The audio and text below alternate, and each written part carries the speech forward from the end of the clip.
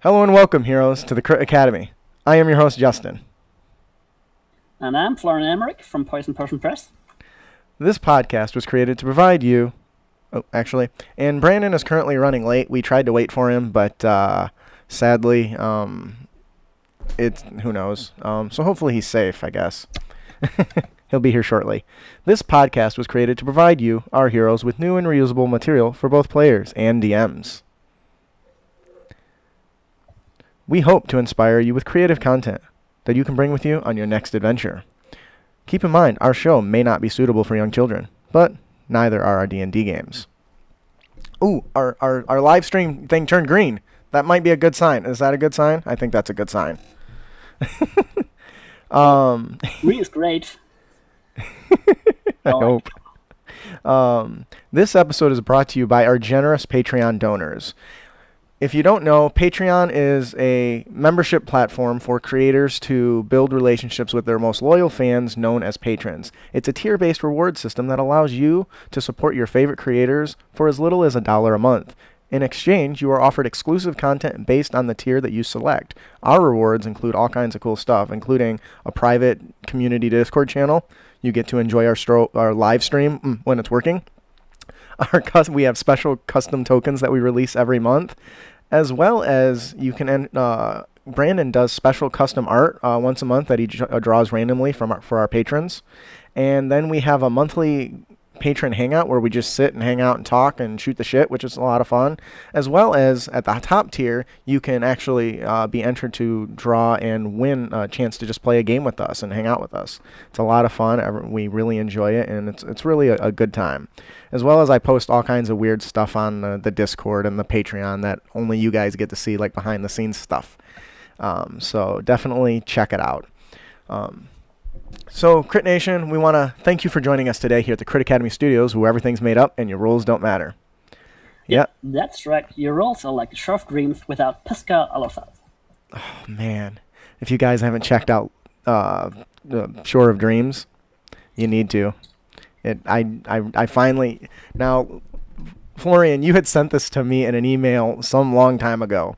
And I'm like, oh, that's cool. I'd love to check it out. And I never got around to it. Well, we finally got around to it. Well, at least half of our crew did. And it was, bar none, one of the top games that I've had the pleasure of playing off of the DMs Guild. So, bravo. That's a golf clap. I'm going to give you a golf clap. I have to admit, I'm always floored by these directions. There are, like, a lot of people coming to me, telling me that, oh, that's awesome. It's great. We had so much fun. Like, yeah, but it's my first. Maybe it was not that good.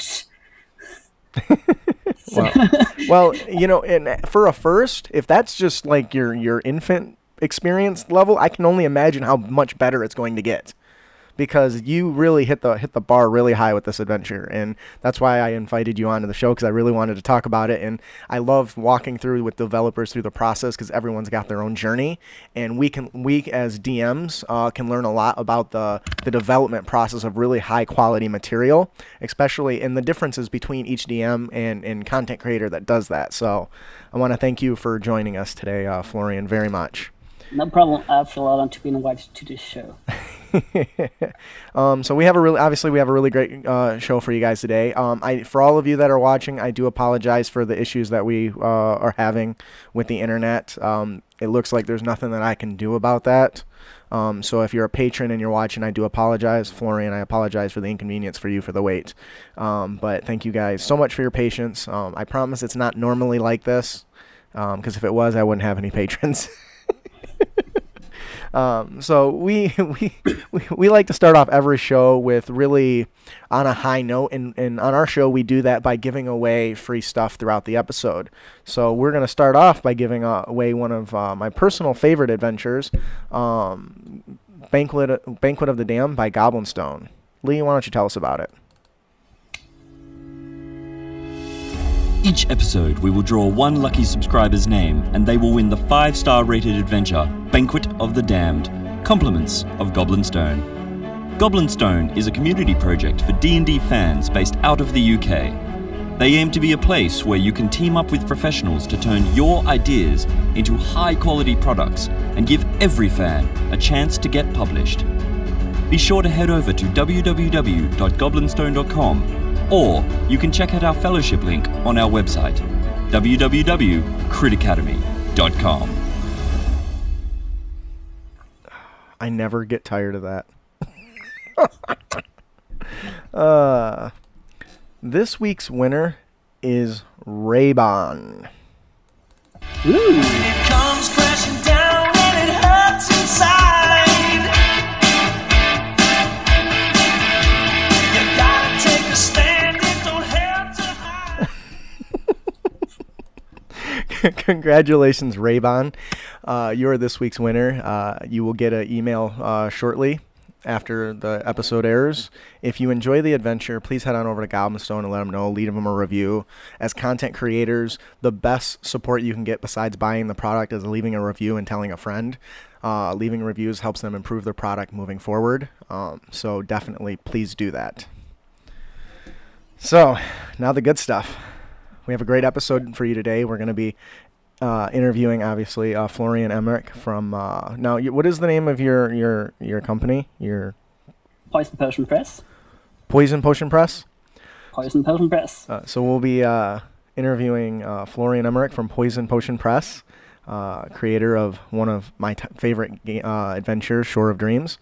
Of course, we have our Unearthed Tips and Tricks segment where we deliver new and reusable material for both players and DMs.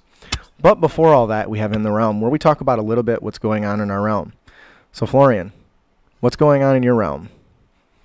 Oh, well, not that much, actually, because I have a tight schedule, day job, meeting with friends, playing board games, playing D&D, obviously, but also making time for life, which is also important to do. Right. So, and then creating a new adventure, because we already announced that we're creating a new adventure coming forth.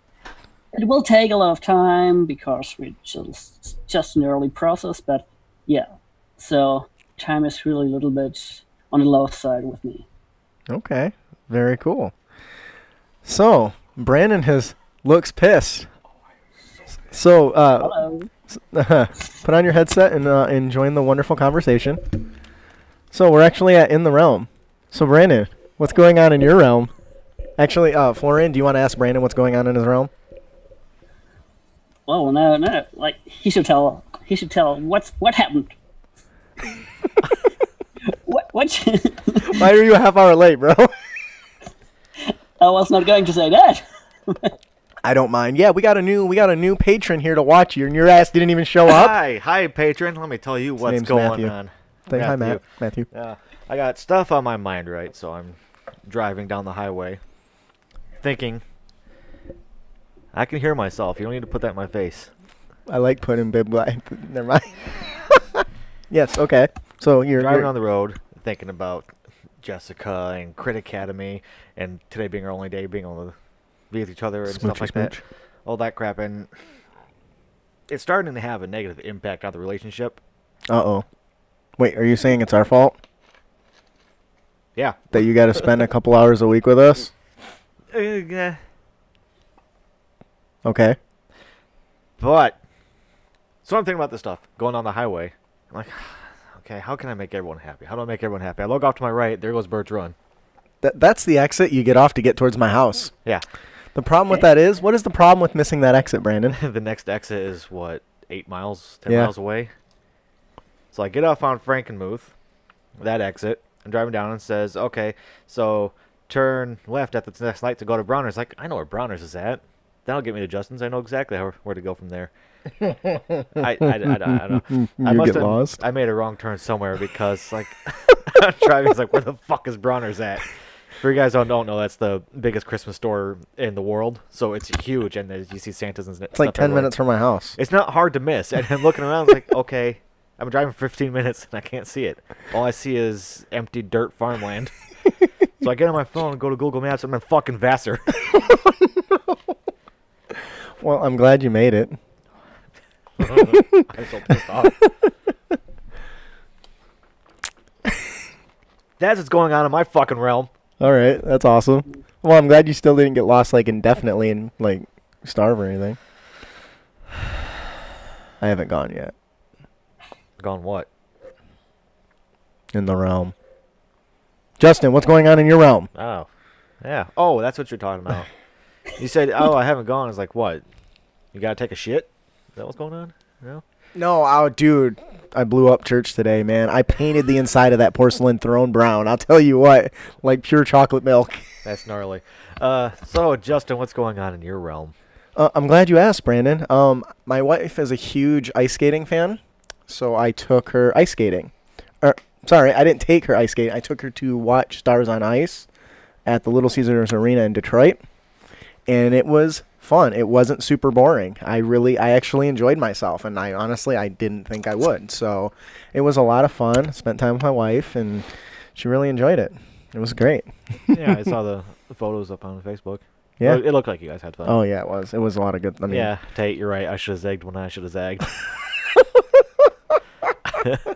Hey Matthew, does the stream seem like it's going pretty fine now? It seems green. So, oh dude, but that's the other thing. Getting this episode running was a pain in the ass because the internet was running like shit. It like kept the live stream kept cutting out and everything. It was a nightmare. So it's a really exciting day. Oh, I've been doing a lot. I told you I've been doing a lot of work for Loresmith's Savage Dawn. If you haven't checked it out, it's awesome. Patreon.com/Savage Dawn. It's a world where you can play a game and actually your games can be submitted. The events and the stuff you did can be submitted to actually develop and change the world as it builds, which is amazing. But yeah, I got my shirt. It's right there. See, isn't it hot? For those of you who can't see, I'm like pinching the corners where my nipples would be, and I'm holding it up to the screen. So it's really nice. Why would your nipples be way the fuck over here? Shut up, dude. Never mind. So that'll do it for In the Realm. Brandon, if they'd like to find other realms, how can they do that? By taking acid. You can find other realms by visiting Audible. You can get a free audiobook download and a 30-day free trial by going to audibletrial.com/critacademy. So Yes. go get your free book and then cancel the subscription. Because you still get to keep the book if you don't know that. Are we allowed to tell them that? Oh, yeah, I think we can, because when you go onto Amazon, it says, would you like to try Amazon Prime trial? You can cancel it any time. Oh, yeah, they do say that. It's the same thing. Yeah, okay. But they're not Amazon, so we're going to get sued. So, every episode we like to answer questions that are listener submitted and to us, and our Let's Talk About Blank segment is all about that. We have a very interesting question from listener Craig Lloyd. Oh. He says, how would you DM a tournament? Will it be mixed magic and melee? What are the rules? What's the tournament structure? 1 versus 1 or free-for-all? Florian, what are your thoughts on this as our guest? I think he asked the wrong question. I think he should ask how to DM a fun tournament. Ooh, you're right. I like that. That's better. Because, like, doing a tournament, like, you can do a joust, which always comes down to just one roll. But it's always either someone or the whole group is competing, but the DM will be probably overwhelmed with that. And my take would be, like, give something to do on the side of the tournament, like let the players cheat or help cheat the players, or uncover something that is happening at the tournament right now. Maybe another player is cheating and they have to uncover it, or like that would be awesome. Sabotage the gear of the other players or something like that. Which you should always give the whole group something to do, and maybe do like quick check. Okay, now this comes on like the joust. You roll, and then in the meantime you can do other things, and obviously have to take turns. But I think that would be pretty more instead of just one entering or everybody entering, because somebody will fail from the group if it's a strength test, because you don't send in the mage in a strength test usually. Probably. Right. That sounds like it'd be a fun encounter. Yeah. I mean, not just having a tournament, but making it to the point where you and your friends realize that the tournament's fixed. Yeah. And you're trying to figure out who it is. Oh, so you got some, but they're in the tournament to figure out who's rigged it, not really necessarily to win. But the best way to figure out who's rigged it is try to succeed in the tournament, so you can see how everything unfolds, to see if you can tie that back to a particular person. I like that. That's from a movie, actually. So when I first chose this question a while ago, and it's been sitting in my notes for like months, I actually am in the process of developing something, a sport that's similar to that involves something like this. And personally, I think that you could do a tournament in two different ways. One, is it like a player versus player tournament, or is it the players versus NPCs? We recently have talked about our level 20 event that we've ran, where it was all player versus player, and it was hard, it was stressful, but damn, it was fun. And we didn't change any rules. I don't think we didn't have any special rules or anything in place, did we? No. You know, what can happen is you can have hazards in areas in the world or in the terrain in the tournament that affect things like no magic zones, where a fighter might be strongest, or an item that, you know, you can throw at somebody and it creates an anti-magic field if you're worried about high-level magic being a problem. But other than that, we didn't make any level restrictions, I don't think, or any ability restrictions. I mean, I pretty much cheated the system. He did all the hard work, and then I knifed you in the end. Yeah, you bastard. Can you believe this shit? So, he had an ability that let him disguise himself as something else. So he disguised himself as my patron, and then turned, after I had killed everyone except for him, he's out there hiding. My patron shows up and says, "Kaladin, you've done wonderful. There's only one enemy left. Now go. Take him out." And he points, and I turn around to walk away and instantly feel knives jabbed into my back, and he killed my wizard. I was so pissed. So yeah, so that was fun. So we've actually done something like that and not had any issues. Now, I don't think we all went in with the idea of we're going to build the most OP characters. I don't think either. No. So, but I think a free-for-all would work best in this situation, so people can hide and use their own battle tactics versus a straight-on, head-on fight. But I think it'll come into hazards. You need to have lava pits, anti-gravity fields. You need to have anti-magic fields. You need to have weapons of all choices that everyone can use and pick up when the weapons are dropped, stuff like that. So that's how I would run it. Right? There was also it's funny this subject comes up today, because yesterday I'm in a group that plays The Edge of the Empire, the Star Wars role-playing game, and the scene was actually we were trying to win a fantasy rugby or like science fiction rugby game on Coruscant, and he brought Blood Bowl with him and skimmed it down a little bit, converted the stats to Blood Bowl stats, and it was basically one round of Blood Bowl where each team going, and then the rest of the group could like fix it, and we actually fixed it. We found out of the star player from the other group that was running against us, and we found out that he had obviously a dog, a prized dog, and we kidnapped the dog and fixed the game, or the dog. You will never see your dog again.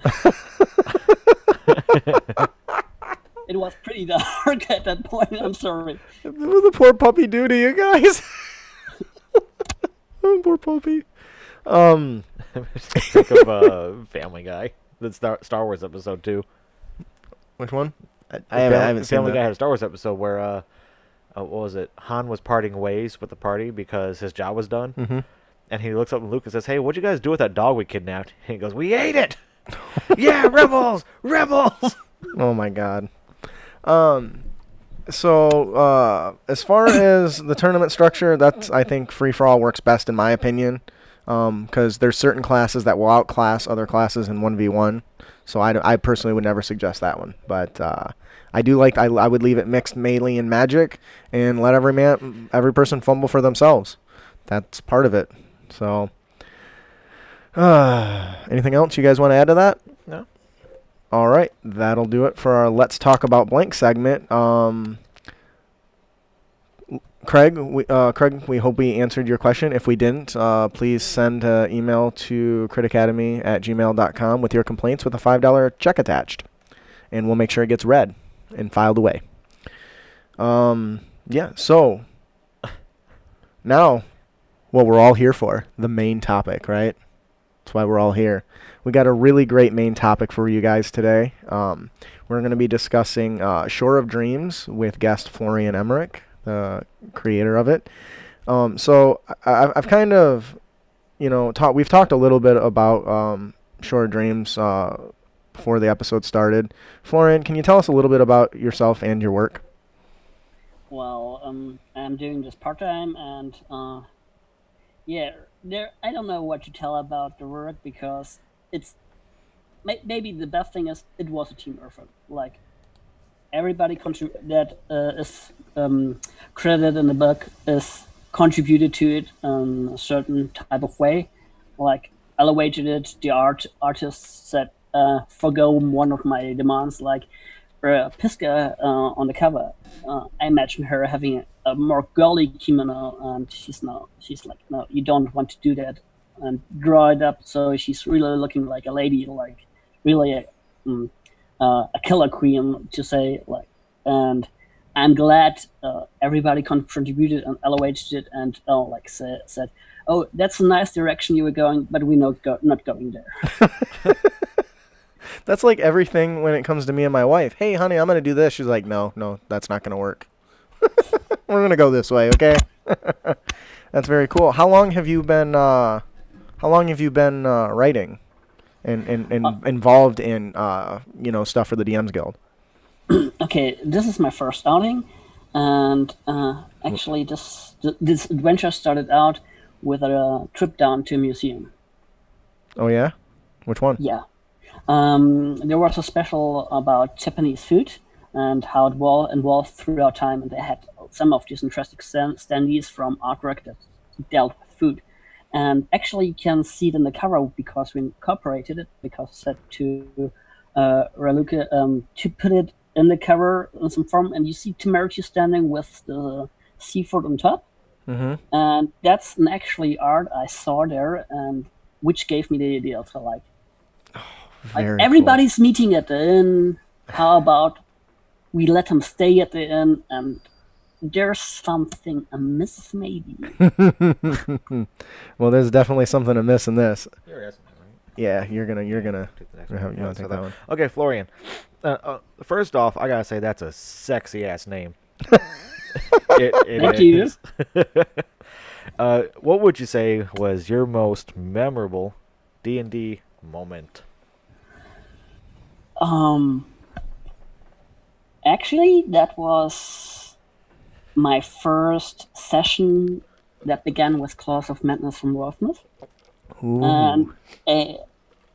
And I really I had a hard time putting a group together, and it was like half a year before the group came together, and we started, and they had been all D&D veterans from the 3.0, 3.5 area. Mm-hmm. And I only saw a monster book in my teenage years and never played D&D. But I said, okay, with 5th edition, I want to head in. I want to play D&D right now. Please let me play D&D.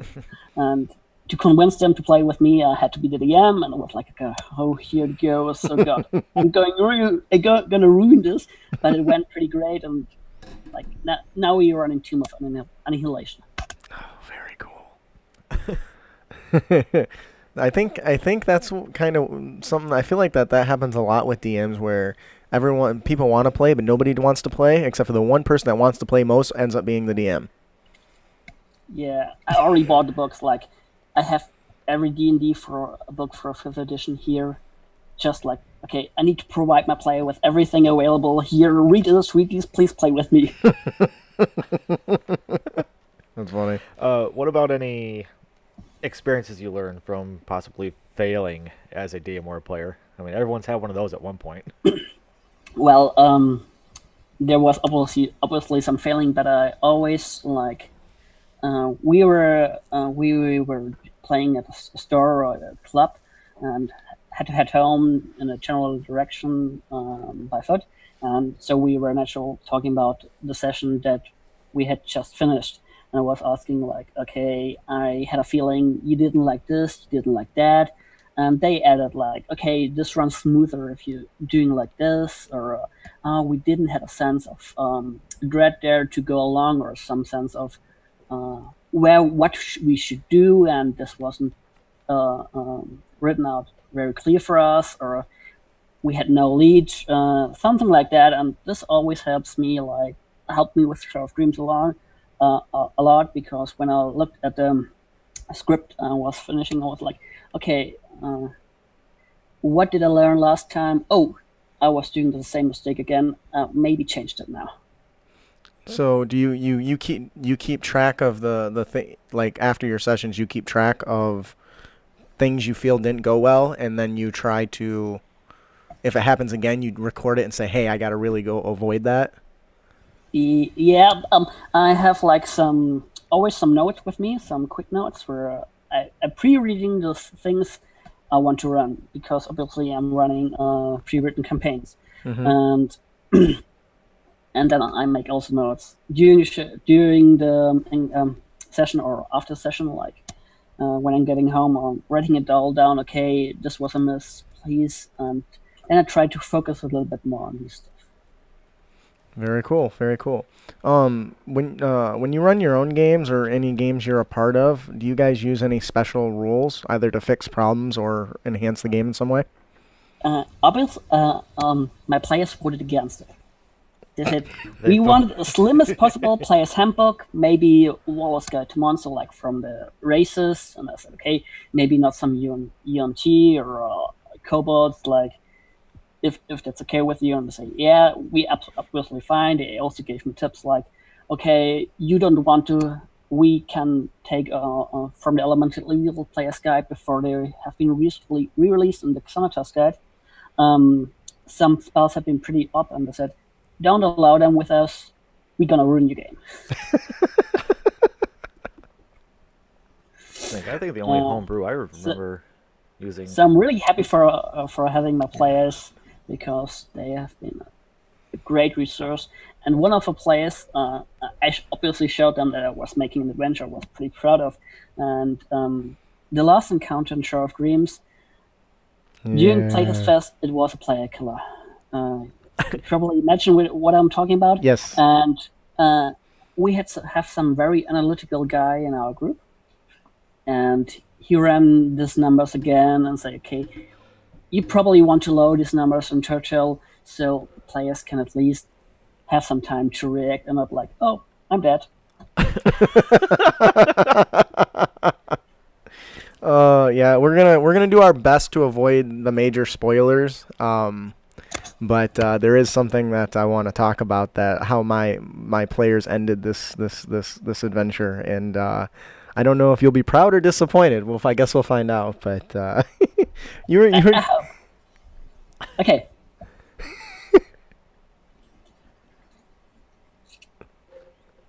Right. Sorry, I thought he was going to say something. No. I was just like, okay, I'm excited to like. No, he's excited to hear it. Now, I remember that the only time I ever played with the homebrew anything was when we first started playing 5th edition, and you know when you roll a critical hit, you do max damage and just re-roll damage. Mm-hmm. Then I think it was we did whole damage, and then we just did whole damage again. And after a while, we realized that was breaking the game. So yeah, there was only a couple sessions of that, but that's definitely not the only homebrew I've had. Maybe just the only one you're aware of, I think. One I'm aware of. So, one last question before we move on to talking about Shore of Dreams. Are there any special resources you use in your own games? Like, do you have a special website you go to? Like, I love Don John's website. Do you have anything like that? No, I have to say, I just use D&D Beyond to print out the spells some encounters use, because they have been pretty... but I also have the spell cards, which I lay out nicely, but nothing special apart from that. I try to write down the monster stats if I'm going to do a bunch of monsters, or copy them out straight from the monster manual. So I have them, I can run like 2, 3, 4, 5 different monsters at the same time and spread it out before me. But nothing apart from that. I try to be as minimalistic as I can. Maybe meeples and some printouts of maps, because while we're doing a lot of Theater of the Mind, we don't do like we sometimes when there's special, like for the last dungeon, probably I bought all the maps from Slay. We go and going in with Mithral, so I don't have to print it out like in a huge dimension, and I can say, okay, this green Mithral is an orc. You see his axe, his bloody axe. I don't have the actual miniature for that, which helps me a lot. That's awesome.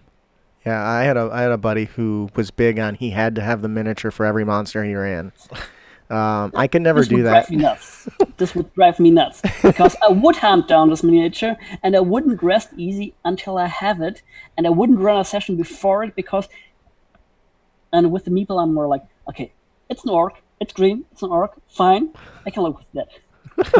Looks good enough. Just imagine this little tiny goblin here is a massive 8-foot orc with a bloody great axe swinging at your head, but he's got a bow and he's tiny.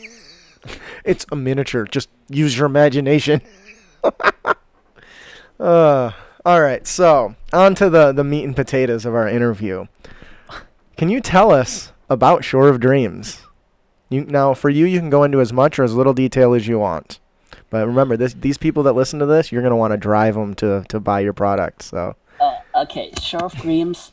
And hopefully you're all DMs now, because as long as I'm talking about Shore of Dreams, the more I tell you, the more I reveal about the adventure. Maybe the best thing about what I heard from a lot of people now coming to me and giving reviews is that people assume they're going to start a huge adventure, and for especially players, they won't notice they're already deep into it until it's too late for them. Yeah, I agree 100%. So I think that is the kicker, and it has a Carturian flavor because I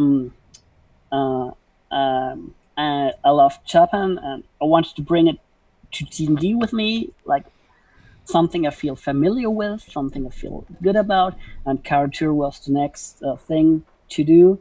And actually looking on the Demon Guild, there are some outings for Karatur, but not a lot. All of this is medieval, a little bit doom and gloom, except if you play as a monk maybe, or like Samurai. With Senator's Guide, they released a bunch of new flavorful classes, which I really like. I felt the need to bring in my love into the DM's Guild. Yeah, I have a bone to pick with you. First of all, I love the whole Japan, the Asian style theme. In your PDF, it says reference the DMG for the list of monster or item changes. The different items, and so my players, I'm like, well, okay, they decide to go and talk to the blacksmith because hey, what can I get here? Everything seems different. This guy's got a sword by his side, and I don't know what it is, so I'm gonna go see him. There wasn't a page number on that, so I was scrambling in the middle of my game to find it. I couldn't find it. I had the page numbers written in the adventure, but deleted it because I was going with the Wizard's mantra of not putting page numbers in it, because they say page numbers can shift from a book's edition to a book's edition if they do a reprint. And if I would say page 123, for example, half of them would find it, and half of them would be saying, "Whoa, he's way off." All right, Watsy, we're gonna have a little talk then. If you're listening, if you just build the book right the first time, the pages won't change.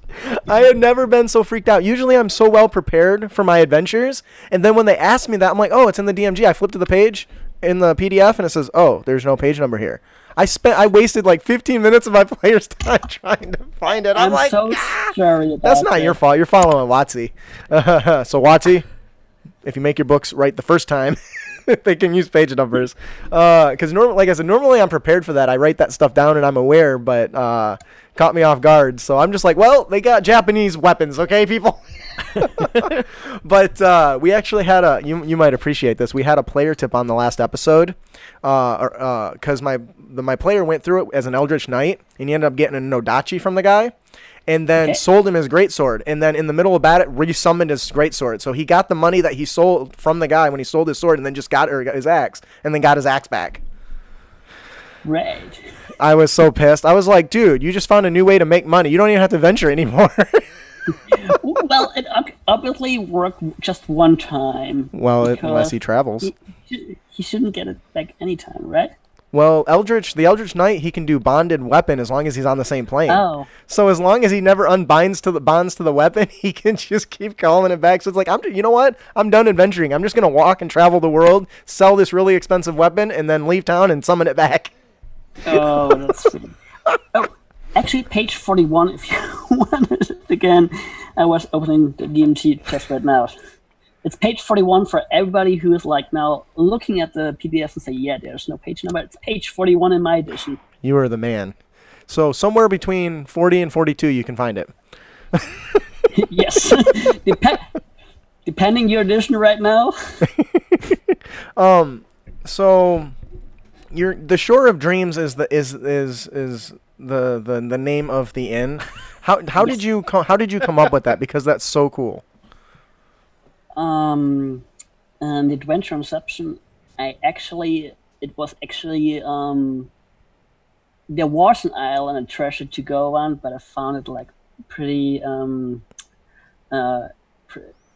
pretty generic to like go there, get treasure, go back, party. And but I like the name of it. Like, okay, oh yeah, what I'm going to do with it. I didn't want to discard the name, and so it's like, oh, I've got it in there. Oh, let's take the name and put it on the inn. Problem solved. Yeah, that's an awesome name, and it really captures the essence of that inn. So kudos to you. Sorry, I was reading our pages. Yeah, I know you're trying to keep up with the chat. Yeah, we love you too, Matt. Okay, so do you have a preferred play style, such as are you combat heavy versus roleplay or exploration? Do you like theater of the mind or battle grids kind of thing? Actually, a little bit of everything. So first of all, I already said I'm doing a lot of theater of the mind. But if there's an important encounter, I'm going to with a battle grid, because I don't want my players going like, oh, with the Dragon's Breath, I was standing actually 5 feet a little bit more away. He shouldn't have hit me. I want it real and clear if it's really a dangerous encounter. But for like, if they're killing two goblins, who cares how close or how far they were? You run in, you smash the goblin. It's so sad because of our character concept of this episode. I'm so sorry. So does that reflect in your adventures at all? As you've seen, there's no map for the Shore of Dreams itself. By design to give a little bit more freedom. Also, if you like Google it, you see a lot of inns like this, and I just don't want to add to the pile of inns. Right. And I think the encounter and the inns can be pretty run easily with that, like Theater of the Mind, and if somebody's insisting on a battle map, every day I'm like, oh yeah, and here are the boss tools, here are the table, yada yada yada, here are the enemies, here you go, play. That's why I didn't feel it really necessary to have a map, but for the last location, I'm not going to spoil a little bit too much, I felt like this was some specific location, some which ties into the story, something like also has a really good flair, and once you prompt that on the television or on the virtual tabletop, everybody's like, okay, this is not a real deal. We're going exploring here. This is our goal, because this is the dungeon delve part from the game. And I want the players to instantly feel, if you see a map, you know, we're going to delve into that. Right. Oh, I never thought of that.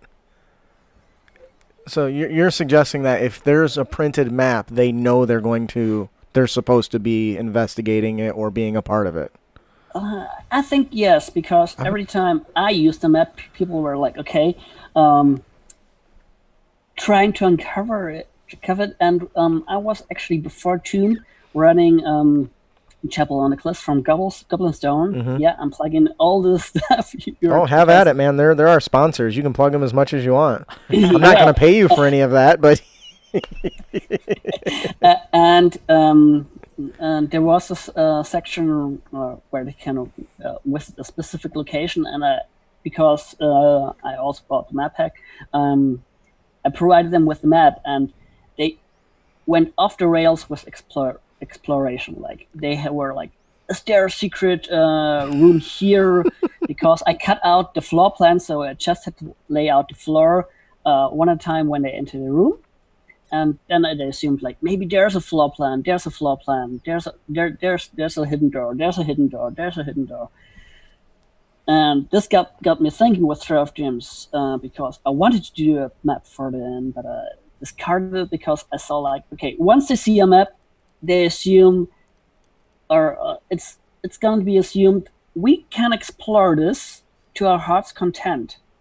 And I think this should never be done in an inn, because at one time the innkeeper goes and is like, no walking behind the bar, please.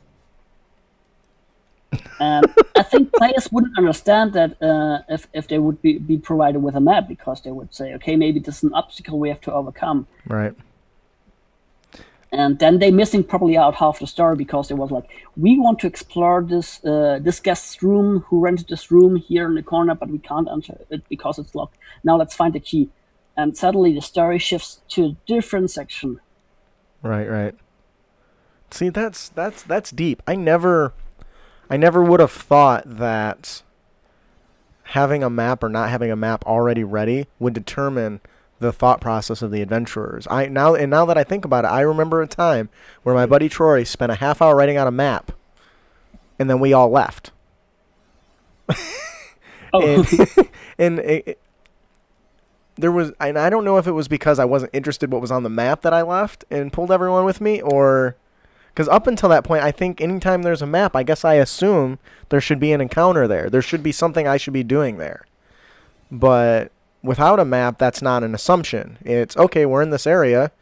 We might be able to do something here. Let's go talk to some patrons. Let's go talk to that guy over there with the creepy magical orb that's floating in his hands, and he's got crazy looking at, But when you have a map, you can see, okay, there's a room over here, there's patrons over, there's guys over here, there's, what is this? This is the bars over here, A map suggests that you need to be doing something in that area, and I would have never. That's an excellent observation. I would have never thought of that. It's also a great way to screw with your players. Yeah, don't give them a map if you have like an important location that they should explore it, maybe or maybe not. I think that's like with. I think it came with a little virtual tabletop, because I remember talking to Benoit from Goblin Stone, and he had a problem with players. For one of his side quests for Chapel on the Cliffs, the Batch of Ultras, he recently released, and he said there was an encounter at the pastures, and he said he had been asked to provide a battle map, and he was like, well, this is a short encounter, and this is pastures, this is open ground. Why? He was like a little bit taken aback by that request. And I think with virtual tabletop, like, the need for a battle map increased, but nobody like stopped maybe to think, do I really need a battle map, or is it just fancy looking on the screen? Yeah. One of our patrons here, actually a couple of them have a few interesting comments. Ed talks about, maps that are something tangible for him that makes it better for him for theater of the mind. He's not sure. He's not really sure about using them for actual movement or tracking, which I think is interesting.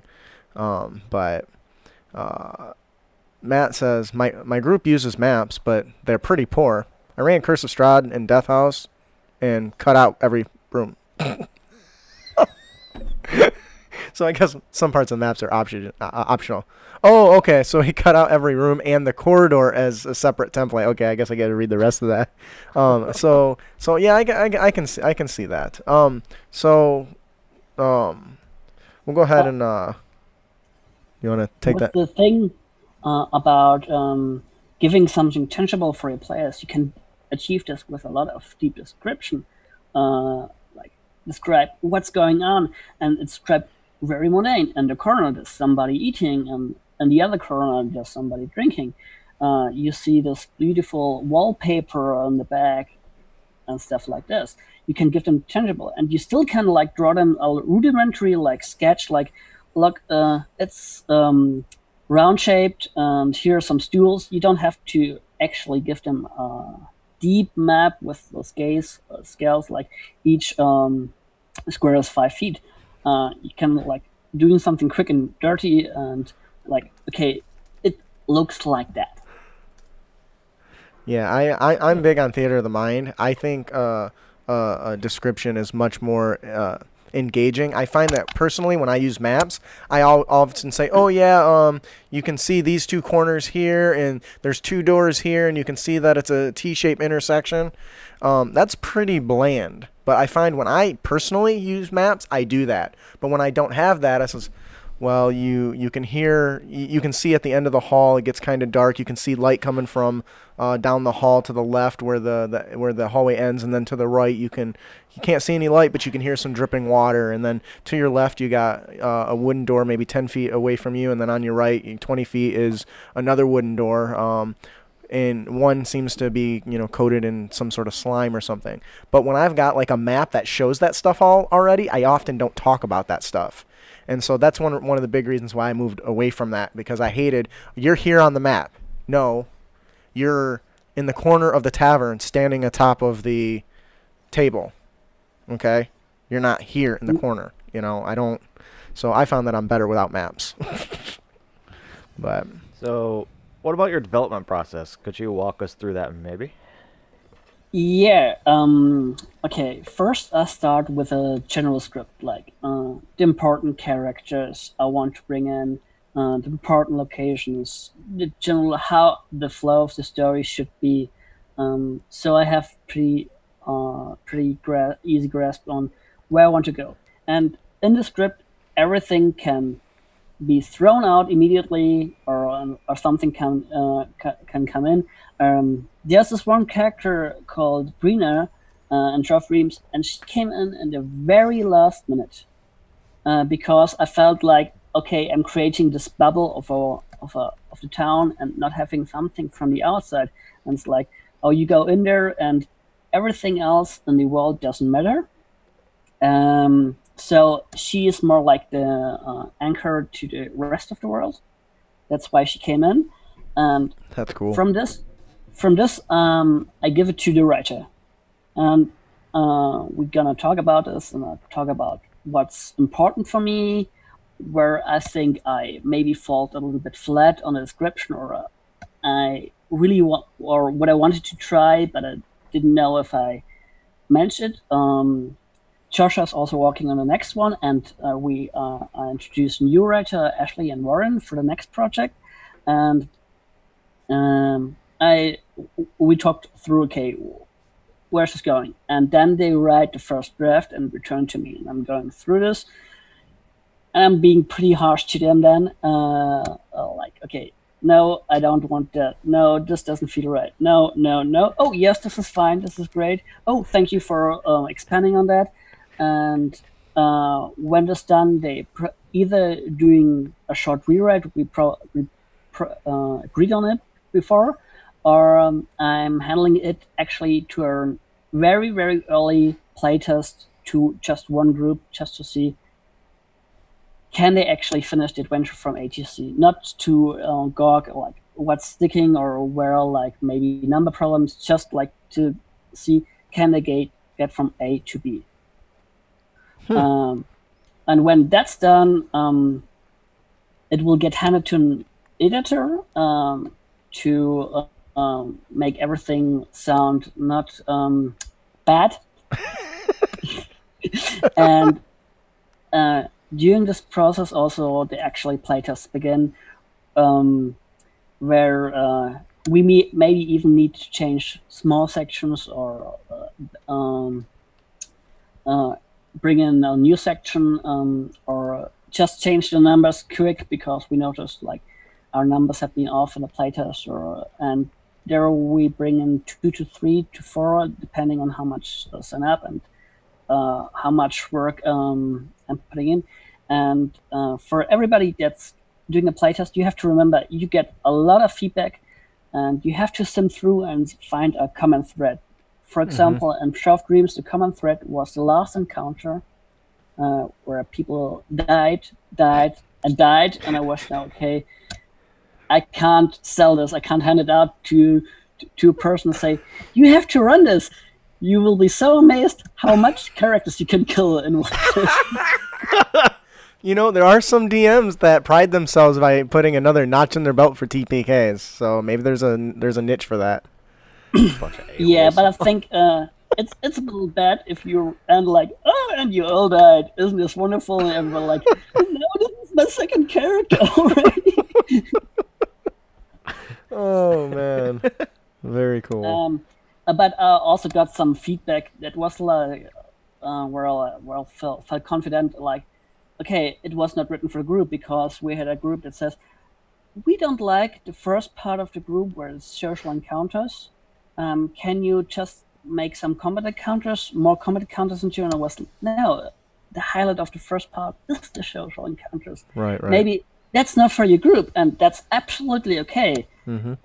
So when somebody runs playtests, they should account for that you will get groups that probably don't like your product overall because they signed up not knowing what they're signing up to first, expecting some product, and then turn out, okay, that's not what they're going to pay for. But that's, again, okay, just stick to the end, look through the file, you send them with questions like, what did you like, what didn't you like, yada, yada. And also with this group, the common thread was the encounter at the end. So at least I knew, okay, this is not a specific group having a problem, all of the groups having problems, and even one that wanted heavy encounters like traps and monsters just to slay or brave, and they even had problems, so I knew I was in big trouble if I didn't change the numbers.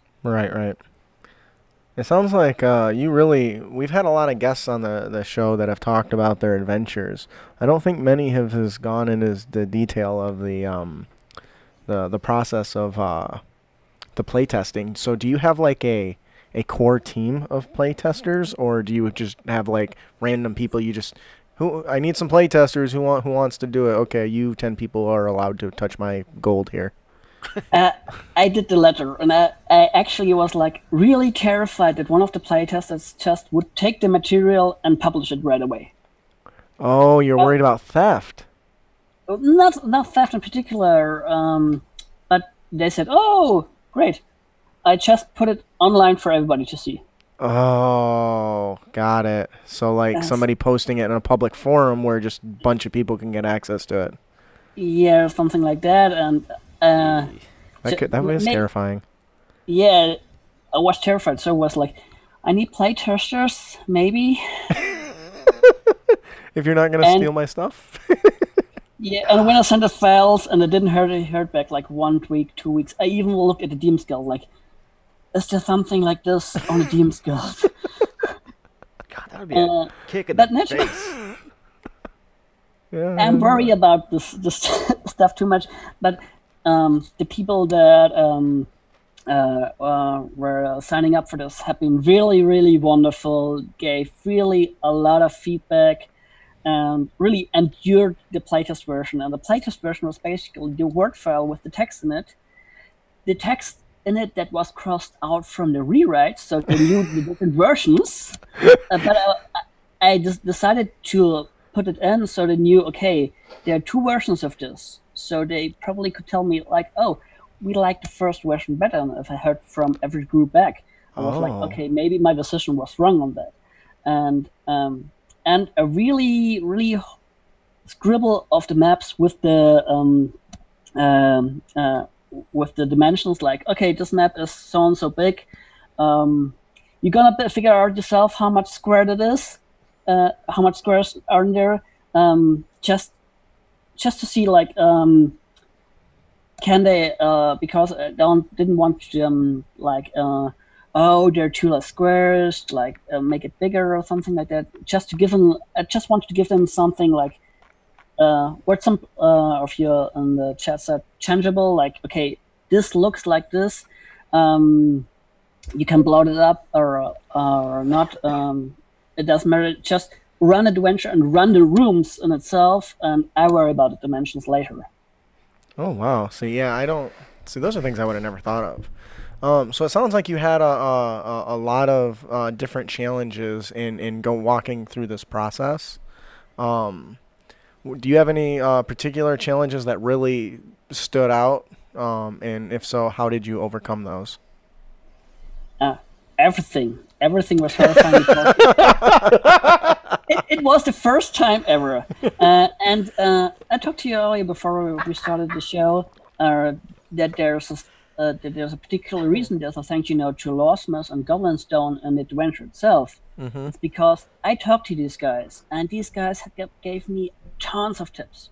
Like, you don't want to commission art if you don't have the interior layout done, because you will end up with art on the cutting board. Or easy little stuff like, don't overthink handing the playtest to different persons, because I told them I'm terrified now. My stuff is out there getting judged, and I don't know what they do to do it. I wouldn't blame you if I had an adventure and I put it out there and said, please playtest this for me. I don't hear anything for a month. I go to DM's Guild. There it is, $5, 20,000 downloads. There's gonna be a manhunt. Very cool. So they help pretty much, and the reason I started this was because of Law of Math, because I read Claws of Madness, and I was young, foolish, and said, I want to do that too. I can do that too. And I head over to Chris from Law of Math and brazenly wrote to him, you want an adventure from me, probably, hopefully. Please respond. Please. Please respond. And he was very polite saying no. He was like, well, you have to finish some adventures, and then I can look over some stuff. But I kept at it, and then I showed him the draft of Show of Dreams. Like, I know you wouldn't fund this, or we talked about this, but can you maybe give some pointers? And they gave me tips like who to approach for the writing. And then everything was easier because they gave me tips, but still I had to experience it myself. But probably because of them, I did less mistakes. And that probably mistakes can cost money. I know when we talked to Benoit, one of the big mistakes he made was when he was meeting. He wasn't as cautious about like looking for like artists, like drawing artists, and he found some people that actually were sharing stuff that wasn't theirs. Like it was some art owned by somebody else that he was just like sending them. So he had already paid for this guy to do this art because he paid up front. And so he really, that was one of the first things he talked about in our episode is like, yeah, you don't make sure you got some samples and make sure you go through that process, not just give them it all up front and then wait for it to show up, because that's not going to work. Definitely do the research on artists. Yeah. There's so many people out there. There's one guy going through Tumblr right now, and he's being made famous because he's not your average thief where he just grabs someone's artwork and says, I did this. No, he grabs someone's artwork, puts it into his drawing program, turns the transparency down so you can just barely see it, and then he inks over it and does his own thing. Oh, wow. Oh. So, yeah, that was one mistake that he had made that he had shared with us. Hey, don't do that. So kind of in that same vein, if there was one thing that you could go back and do differently, what would it be?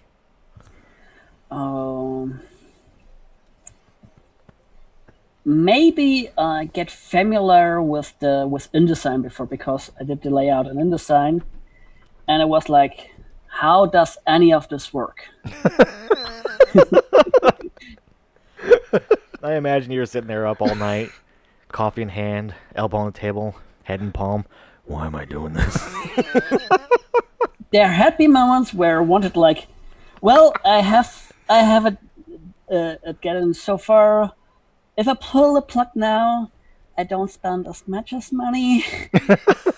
Let's get rid of that. But Chris and Benoit, they supported me even with like this little nice tidbits. And I was going something like I was like before I had an actual adventure, I was doing like some layout stuff because I thought, oh yeah, I have some time, let's do some layout stuff, and never figured I should wait with that myself. And so I was glad they talked me straight. But for the next adventure we're going to do, I can take all the experience from Shore of Dreams, and yeah, we actually the script is ready for the next. I can't spoil that, and the writers are set now to the task to start slowly with writing. Ashley is actually writing, and Joshua will probably begin next week with the writing because he has some commitments prior to that. JVC Perry. Yes. Guy's a genius. And I told our listeners last episode that we recorded that he's big. Everyone wants Josh. He's a part of a lot of stuff. He does a lot of good writing. So he put parts of the script and made it better, but there was one instance I have to fault Joshua where I completely rewritten the room. Oh no. It wasn't his fault. Actually, he put in stuff that was good, and he explained to me why he put it in, and I understood. And from this, I rewrote it a little bit better because I wanted a different theme. Mm-hmm. And while a lot of what he wrote remained, I changed it. In one room you were coming, and the room was in the middle, and I was like screaming at my screen. There can't be this chest in the middle because this is a temple. There's no room in a church or temple where there's a chest in the middle of a room. That's where the offerings are put. Yeah, probably. Put all your money in there. Get undressed. Put your clothing in there. Go into the next room. Oh, very cool. So that he put the treasure chest with this was assigned to help players that might or might not lose their gear in the process of the adventure. And so I kept the treasure chest, moved it a little bit, changed some elements, but in the essence it still has rooms, but I have rewritten some parts of it. Right. If you had one piece of advice to give to the Crit Nation, what would it be? What would you say? For what? For doing your own adventure, writing your own adventure, and releasing it on your skills? Anything. Anything. Any advice that could help us. Like, don't eat yellow snow. That's great advice. Yeah, I know, but this one, my mom gave it to me. I'd probably hang in there, because that's what I did with Shore of Dreams. Like, stand your ground and finish it. Finish what you started. Adventures are a big investment. Yeah, I have spent hours and hours writing the one I'm working on, and it's not done yet. I have not even finished writing it. Just hang in there. I mean, you can discard a lot of scripts. I discarded like 5 or 4 scripts before Shore of Dreams. Because something in the plot didn't work out, or I didn't like the team after a week after I started, or it felt pretty bland or generic to me. And it might not have felt that to other stuff, but I was like, I'm doing now my own adventure, but I still wanted to do adventures, and then I started Shore of Dreams, and it sort of clicked. And with the next adventure, I had 3 scripts prior to that, 2 that got discarded. One was actually in the process of being moved to writing duties, but then I pulled the plug because I saw a lot of problems that would be carried on in the writing process, and I think there would be no coming back from that. Right. So hang in there, kitty. Hang in there. I imagine a year from now, you're going to see us sitting here, and we're going to have tuxes made of $100 bills. What? I have one surprise for you. Okay. We like surprises. I like surprise. Wait. Like, Yeah. we're no nudity. I like all surprises. Wait, never mind. No. We don't have no limits on on our show, technically, do we? I guess nudity is okay. So, because obviously this show is going to release in 3 weeks from now, if I remember correctly, right? Give or Apart take, from- yeah. Usually yeah. we're about 3 weeks out. I think it could possibly be a little more than that, but I think 3 weeks. Yeah, 3 weeks. We have that special Yeah. buffer. The just in earliest case- 3 weeks. Yeah. In case And Justin that time, breaks his you dick will or have a something. print on demand for shelf dreams. Okay. Wait, what? Because the proof copy from the print on demand is heading my way right now. Ooh, you got a print-on-demand version of Shore of Dreams? A print on demand version. So, You're killing me. You know I gotta buy it now. Our stream's dying. Oh, there it goes. I gotta buy it now. So as of this release of this, it should be available. Is that what you're saying? hopefully, it depends on how the proof copy works out. But there will exciting. be a print on demand. I actually started this process because I wanted a print on demand just for me and the team. Mm-hmm. And instead, well, to hell with it. I've already done the work. Why not ask for general release of that? And Right. luckily, the guys on the Deems Guild that run the Deems Guild have been pretty generous and said, "Okay, you've gone through this process pretty quick. Yeah." Oh, that is Oh, super awesome. What's a print on demand? You can get a physical copy. Oh, okay. Yes. Because I saw it on the DMs Guild. It's like, well, can't you just print it there? And I'm being. Well, there's a difference between like a physical book Yeah, and that- like that's- printing out of your printer. That's what I'm thinking. Because I'm hearing print on demand. It's like, can't you just do that right now? You gotta remember, I'm still a It will derpy have a DM. cover, and you can flip through, like an actual book. That You new can book get a smell? print on demand from the Claws of Madness. You can get a print of demand from Banquet of the Damned, just to see how it goes. Yep.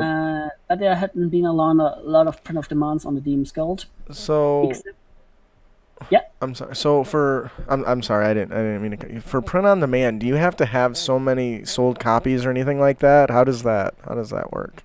I don't know if they have a limitation on copies, but obviously, Sheriff Dreams is doing quite well, and we are heading our way to platinum.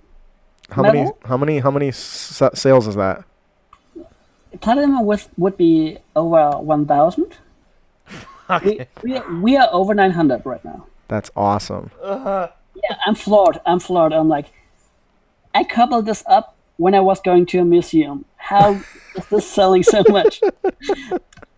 This can't be. But like, I approached them just recently about print on demand just for myself, and I say, okay, you gotta meet the standards. Here's our FAQ, and I also talked to Benoit like, can you teach me? Please teach me. Teach me the ways, oh great And one. he helped out really, really nice with that. And I really have to thank really Benoit and Chris for like lending me their expertise like that. These guys are really great. And he helped me to set up a print copy for print on demand. And at first you have to like submit it to the DM's Guild guys, then they gonna run through to see any technical errors. Then they submit it to the printer, and the printer comes and say, are there technical errors? And at that stage, if there are non-technical errors, you get a proof copy, or you have to order a proof copy. And I did it like last week, or like week before, but it now has to come to me over the pond, so it's taking its due time. And when I get to see it and say, this is looking nice, we set up, or like, when will be the release of that, or do we release it right now?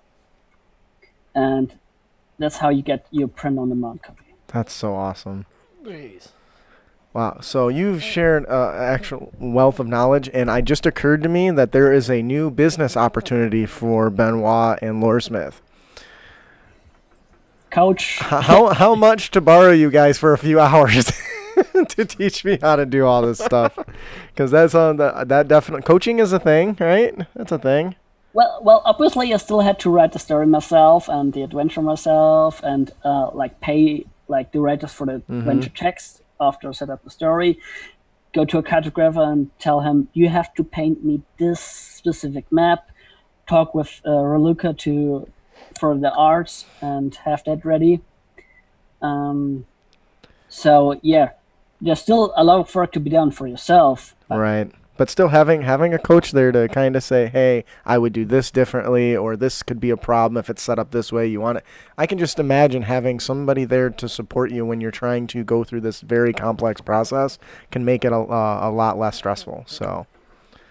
It did. Really. Also, Loresmith and Benoit and Chris, if you guys do decide to move forward with this coaching thing, I am a manager now at 30%. Just so you know. All right. Florian, thank you so much. I guess before we close out, yes, go ahead. Yeah. You had a question? No. Okay. Did you? Yes. No, I'm good. Sure So I think that'll do it. Shut up. Stop talking for a second. You talking about this one? Yeah. He already talked about that. Yeah. We not just now. He kind of snuck it in there earlier. He says I'm working on this with these guys, but I can't talk too much about it. Right. Anyways. Well, if you want to ask a question, maybe I can get a little bit more into the detail.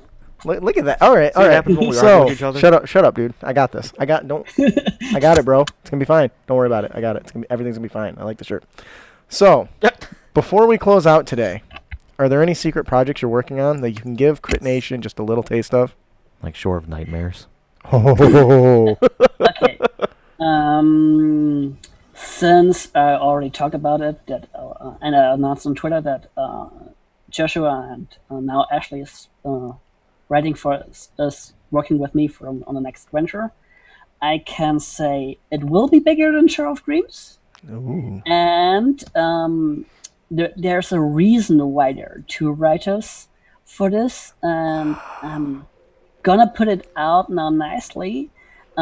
While Joshua is writing the main thing, Ashley is something on how to put it. It's not like something like extra you can slip into adventure to make it a little bit bigger, but it's a separate one, so it doesn't.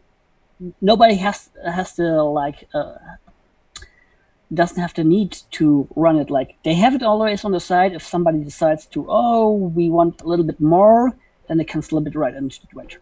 That's nice. Huh. Give them a little expansion option. Yeah. To expand this adventure, do this. I like that. Are you allowed to say the name yet or no? Microtransactions. Okay. I'm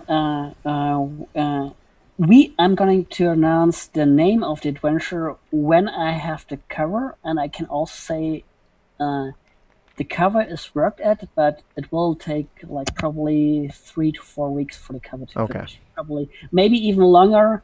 It depends on the artist's time frame. I'm not announcing the artist right now. Okay.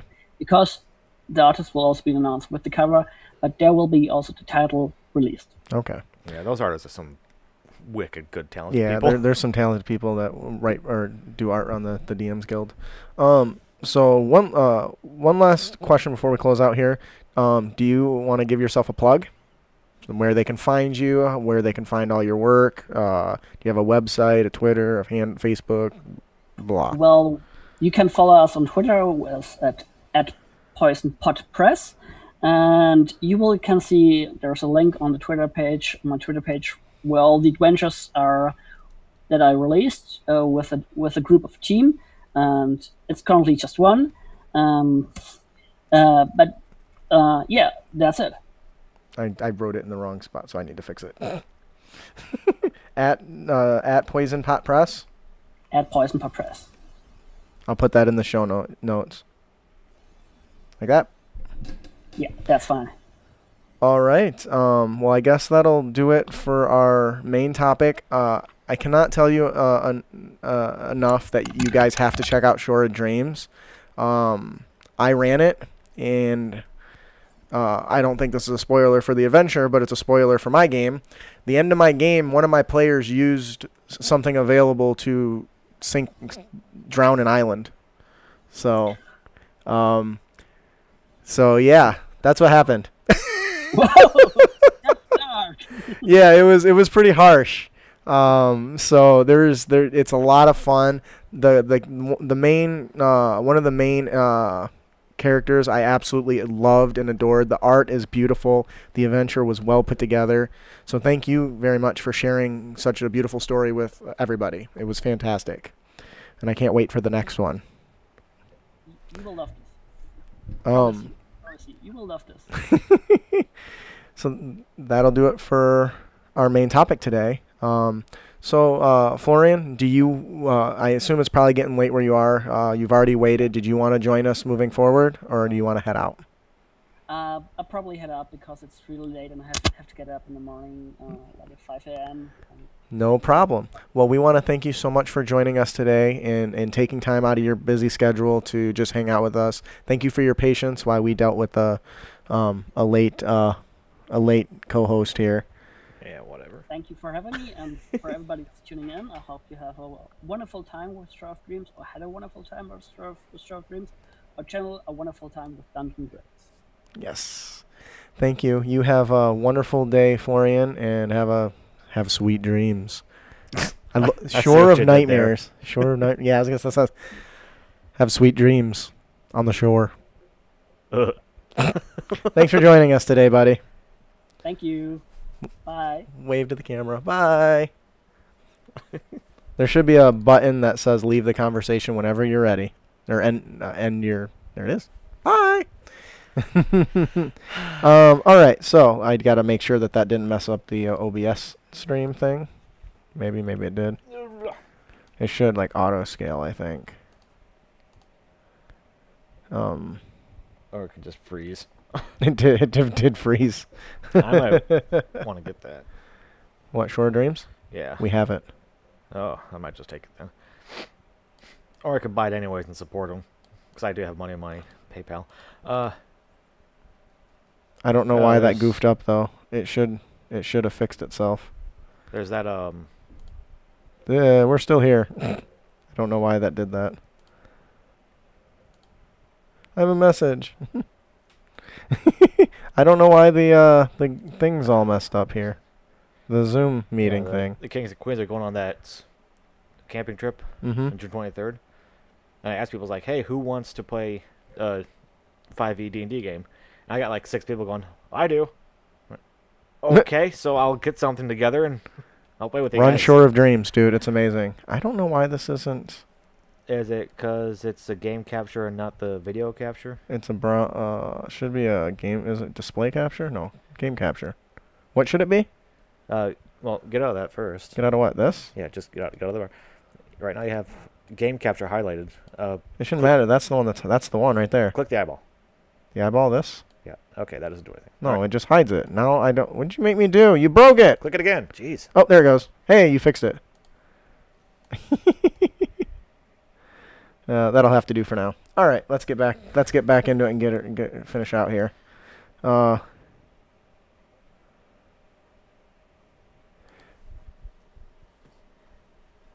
right, still getting kind of choppy again. Yeah, my wife called them. She did say that there was an issue and they were supposed to help with it. Was it okay for the majority of the stream after the first screw up?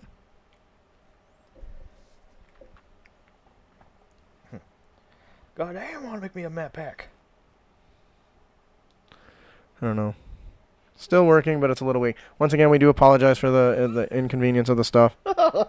Okay, it has been. So Matt says it has been better since the initial issue. Yeah, I shared that. If you guys haven't seen this, there's a picture going around called when you don't have money for your own Infinity Gauntlet, and it's basically one of those yellow rubber dishwashing outfits when the guy's wearing some ring pops. It's hilarious. What if now we're thinking about seeing that soon? Oh, yeah, it might be a Zune thing. I am dodging Facebook like it's the plague because I don't want to see any spoilers. You haven't seen it yet? No. Let me tell you this. Let's give away a prize real quick. And she told me, it's like, we cannot watch this until we watch Thor Ragnarok and Black Panther. That's not true. It's like, really? It's like, yeah, that ties into it. I'm pretty sure it doesn't. It does, but actually, I would say the bigger thing would be Black Panther than Thor Ragnarok. But Thor Ragnarok's like awesome, and Black Panther is amazing. I haven't seen it. You just have to come hang out with me, and we'll watch it sometime. All right, so where was I going with this? All right, so before we move on to our once again, we want to give a thank you to Florian for joining us. Thanks, you are the man. Before we move on to our unearthed tips and tricks, we have one more gift to give away. Compliments of our sponsor. Oh, Smith. Each episode, we will draw another lucky subscriber's name, and they will win the best-selling adventure, The Claws of Madness, Compliments of Lawsmith. Lawsmith is a small indie team of creative artists who remember exploring the realms together with friends, finding incredible places, and meeting colorful characters along the way. They set out to deliver an experience that sparks those lasting impressions that pushed them to create their first standalone adventure, The Claws of Madness. This best-selling adventure is one that you don't want to miss. God, I love Lee's voice, but it doesn't have to rape my ears. Brandon, who's our winner today? Our winner is... Say it in your mic. Cav. Is that supposed to be Cave, or is that Cav? No, it's Cav. Cav Scout. When it comes crashing down and it hurts inside, That's my new shirt. I don't want to hear it. you gotta take a stand and don't It's hesitate. done, baby. Congratulations, Cav Scout. If you enjoy your... It might be short for Cave Scout, I guess. That would make more sense. Congratulations, Cav Scout. If you enjoy your adventure, please head on over and let Lawsmith know. Tell them what you think, what you didn't do, like. Leave a review. Help them improve their product moving forward. And tell them we sent you. Yeah. Crit Academy sent you. Go get that food, Tate. Tate's going for barbecue. We'll see you back at the 7 p.m. stream, buddy. Bye. So congratulations, Cav Scout. Moving on to our fourth and final segment, we have everyone's. It's my favorite segment. It's your favorite segment. It's everyone's favorite segment except Ian. Wait, really? Yes. What a bitch. Little punk ass bitch. I love you, Ian. You can sit next to me every time. So how would you like to... Do you want to take the first one? Would you like to take our first unearthed tips and trick? No. Or UTT? Burn your sausages. Need to do that sometime. Which crit shirts if when you got lots of viewers? What the hell does that say? Ed, I can't read your writing. Okay, so Need to do that sometime with your crit shirts if when you got a lots of viewers. We've got like 2 viewers. Like there's all 2 of you. I see crit shirts. If you want a Crit Academy shirt, we got some on our website. Yeah, head over to critacademy.com and get your own. I still need to get mine. Yeah, I me really and want Ian it. have ours. You punk ass bitch. I'm living with my in-laws to save money. Means you should have no monthly payment to rent, right? Do you pay rent? Nope, not yet. So take some of that rent money you should be paying and buy yourself a nice Yeah. new shirt. My wife will bitch at me. That's true. I don't know. Or Crit Nation could commission me Oh, more commissions. to draw art for them, and then I could buy a shirt. I could buy you a shirt, but I'm broke too. uh, Our first unearthed tips and trick is our character concept. this one's great because it ties in with Florian's thing in the Goblin. The real monsters, as an adventurer. As an adventurer, killing monsters is the norm, and this character was no exception. Monsters are evil and need to be dealt with before they hurt innocent people, slaying kobolds, goblins, and all the like without hesitation. An experience changed this hero, though. Several injured in a fight against an orc. Severely injured. I lost my glasses. Severely injured in a fight against an orc that was stealing from the farmer's stock. He awoke in a tiny hut, his wounds being tended to by a goblin elder in a small hut. You put hut twice. Did I really? No. He awoke in a tiny hut, his wounds being tended by Yeah. Okay. Read the a line goblin without. elder in a small Yes. hut. Just okay. Yeah. Okay. I see what you said. Yeah. Asshole. Fine. Whatever. I'll fix that shit. Boom. The magic of typing. He awoke in a tiny hut, his wounds being tended to by a goblin elder. He was taken care of and treated with kindness and tenderness. Throws everything he thought about monsters in disarray. Aren't all goblins bad? During his recovery, a group of adventurers pass through and discover the goblin and kill him. chopping him limb from limb, and celebrating the goblin's death with victory, just like we all do. Maybe they tortured him first. Who is the real monsters? He no longer knows. He slayed the young adventurers for their evil deeds. Ooh. So I really like this concept.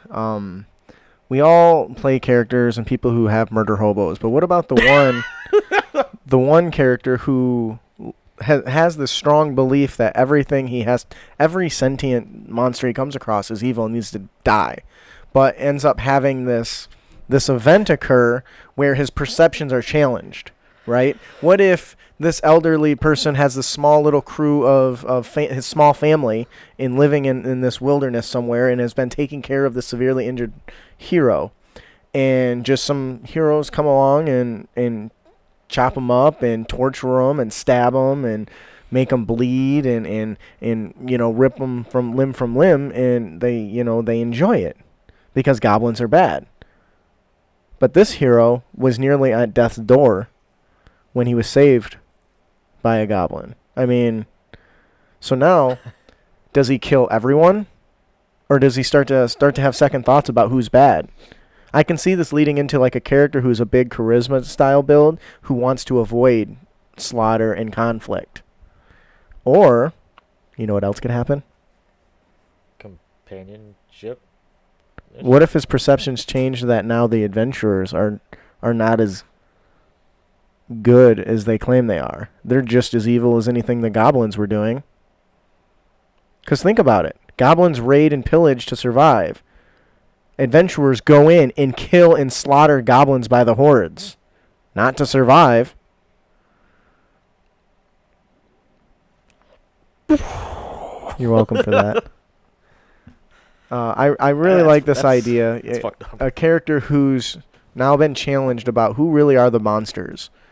And, I'm watching My Hero Academia right now, and a big portion of the new season is about how some villains hate that heroes claim to be heroes, right? That they're defenders, but they still hurt and kill people. Because you're still, yeah, sure, it's a villain, but you're still killing people, right? I haven't seen the second season yet. Oh, man, the newest episode was awesome. I need to get on it. I love the first season. Remember how much percentage he uses when he does his attacks? Isn't it, like, very small? Like 5%. He uses 100% in episode 4. Spoiler alert. Yeah, thanks. You're welcome. I really like this idea. I think having a character who now has a new perception of what's evil. What if this would be a good rogue build. What if he's out with a party and constantly looking for other party people, adventurers who are bad, and like assassinating them in his off time?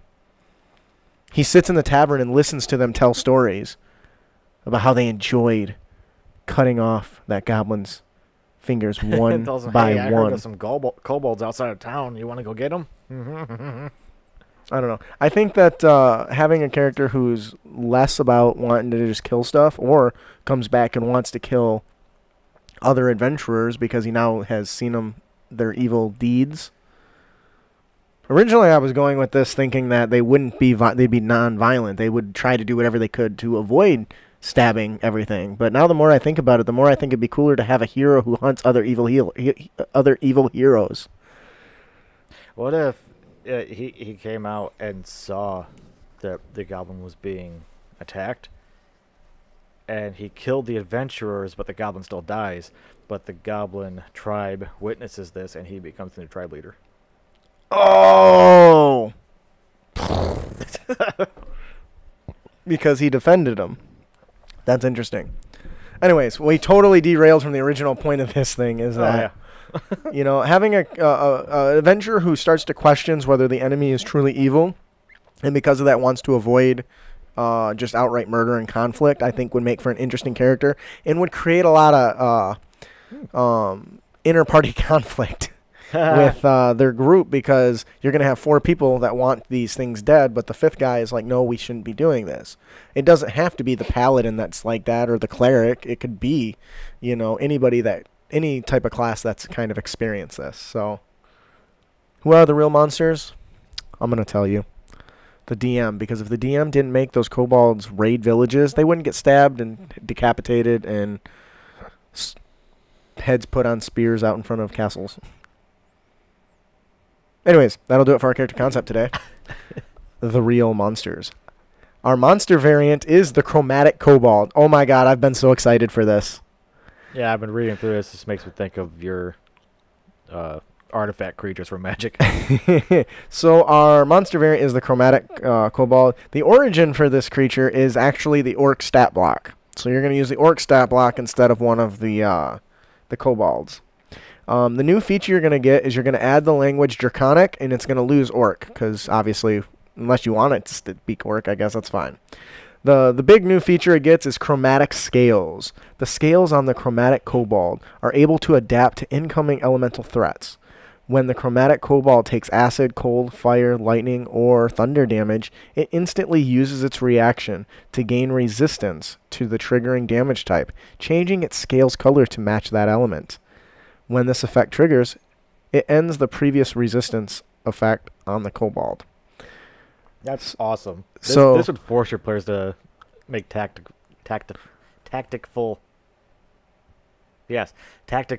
advances on it. Tactical. I'm so stupid. Tactical. You're not stupid, just advances confused. On it. Yeah, and that's the point, right? If you've got 3 mages firing Firebolt, well, that's not going to go very well for them. You know what I mean? It's designed to give them this. You've seen X-Men Origins. No, X-Men, what is the one with the First Class? With Darwin, where he evolves as he takes damage. Remember, he's the guy that swallows the energy blast, and his body starts to change shape to try to learn to adapt. He's adaptable. At all? Did you watch the movie? I'm pretty sure I did. Talking to your mic. I'm pretty sure I did. And you don't remember Darwin? Nope. He's like he's the black guy. Nope. Oh my god. Wait. Maybe I haven't seen First Class. When they're all kids? With Red Nightcrawler? Are you kidding me? No, did you just say Red Nightcrawler? Yes. In that case, I have not seen it because Nightcrawler's my favorite character, and Well, it's not really Nightcrawler. I think it's his dad, Azazel. Blue. No, I haven't seen Azazel? Oh my god, dude. I thought I had seen it, but so guess what we need to be doing today between the 2 recordings? Playing VR Skyrim. Okay, whatever. Anyways, hey, you taunted that with me. Anyways, so that's the main feature, but you know that can't be enough. They met Darwin. Matt says they met Darwin up in the taxi cab. Allow me to reiterate. What? Allow me to retort. I haven't seen it. How could you not have seen? Anyways, so the other feature, I wasn't happy with just this defensive capability. I'm like, well, what else can I do? I can give him something offensive. Well, what would go good with shifting scales? How about a shifting dragon breath? So I gave him Chromatic Breath Weapon. It recharges on a 5 or a 6. The Chromatic Kobold exhales a powerful magical blast of energy based on its current scale color, 2d6 plus 2, of that type on a failed save and half as much on a success. And then you can reference the breath weapon under the Dragonborn's features to figure out the cone effect, whether it's a cone or a line effect, and for each element and what the save is. So now, not only are they determining the damage, they're reducing the damage, the damage that they're doing. So in this case, a fire mage is probably damaging him. His scales turn red, and then he starts to breathe fire. If he's hit with a thunderclap, he absorbs that, becomes resistant to thunder, and now uses a very similar thunder wave type ability. Like a roar that just, I don't know. So I really, really like this, the flavor that just fits this. What do you think? I like it a lot. I mean, I would imagine the players would shit themselves if they saw this thing come in. Like, they shoot it with a firebolt and it changes scales, and then another person uses frostbolt and it changes, you know? I just think that's so cool. Because at first they might not know what that means. It's like a battle chameleon. A battle chameleon, yes! Spot on. Nailed it. I think this is great, and we'll add to any collection. I would probably put this as sort of a leader of a kobold band or something. The orcs are a little bit stronger than the kobolds, so it kind of reflects that. This does a little bit damage. This does begin to max out on the damage range of that CR rating, so it might be one level up, but it should be close enough to stick within the same CR. So that'll do it for our monster variant. Next up, we have our encounter of the podcast. Brandon, would you do the honors? You can do it in a voice if you want. A burning wagon. No, fuck no. Stop right now. Don't even. A burning wagon. That's better. Burning wagon. As long as I can understand you. Burning Bay, Agenway. Oh my fucking... Now you're just being ridiculous. Oop, Gray. Okay. God, my wife is making a custom meal for us today. No, the steak she had was this big. I'm not even kidding that she's cut up and she's been slow cooking. Did it have a bone in it? It had a single brown bone like that. That's a round steak. It's used for stew. And it's stewing. Oh, it's so good. Yeah. That's some good meat. Okay, you gonna read that now? A burning wagon. A group of bandits ride into a small town and threaten to burn the town to the ground if the village doesn't give them all the valuables. Heroes arrive the day the attack is to take place. The encounter starts as several wagons burning in flames come careening down a hill. Say it again without us both talking now. The encounter starts as several wagons burning in flames comes careening down a hill into the mill, the town hall, and several residents. The bandits are smart and keep their distance, attacking with ranged bows from max range, 600 feet. The players have to decide to attempt to engage the bandits now and potentially let the village burn to the ground, or try to save it by stopping the fires, all the while being fired upon. If the villagers are tasked with putting out the fire, many will likely die from arrows or the fire. Make sure to include resources to put out the flames. Wells, nearby rivers. Need a water train. Nearby river. Nearby river. You need a nearby river. Do you know what a water train is? It's when everyone has a bucket and they pass the bucket. Yeah, it's called a Dixie chain. So whatever. I said it right. So this actually should be a more common style encounter. I was talking to a listener. I apologize if I forgot who it was. And they were talking about, well, how can you make something like a bandit encounter more engaging? So naturally, challenge accepted. So I'm thinking of all the things that we've talked about on our show, and what would I would do if I wanted a regular old bandit encounter for level 2 players to be interesting. What would I do? Well, bandits, they're not just going to jump heroes, and especially if the heroes aren't there, they're going to look for a place that doesn't have strong heroes, doesn't have a strong defense. Once they find that, they're going to probably try to threaten to get what they want first, because any Wild Western, that's how it goes, right? They threaten. You gonna let me into that vault there, Pilgrim? I don't know if that's a thing. Pilgrim? But I want everything you got. I want it all in a sack. We need right outside. We need what's his name here. Listen here, varmint. But I was like, okay, well, if they're trying to get valuables, maybe they're not so as interested in just killing everything. They want to get their stuff and run. So they get a 24-hour notice to the people, hey, give me everything you've got, put it in a satchel or in a bag, and leave it out front. We'll swoop by, take it. Everyone will be fine. If you don't, we're going to destroy your entire village and take it anyway. So they've given them a choice. To me, that's already... It goes two ways. They can automatically just attack and, induce additional risk and lose resources, or they can just ask them for it, because asking always works. I think the players could break this encounter. Well, we'll talk about that in a second then. During that, the players then show up. They've given this 24-hour warning, and the players unfortunately show up when the villagers have decided not to give in because they're going to fight for whatever stubborn reason.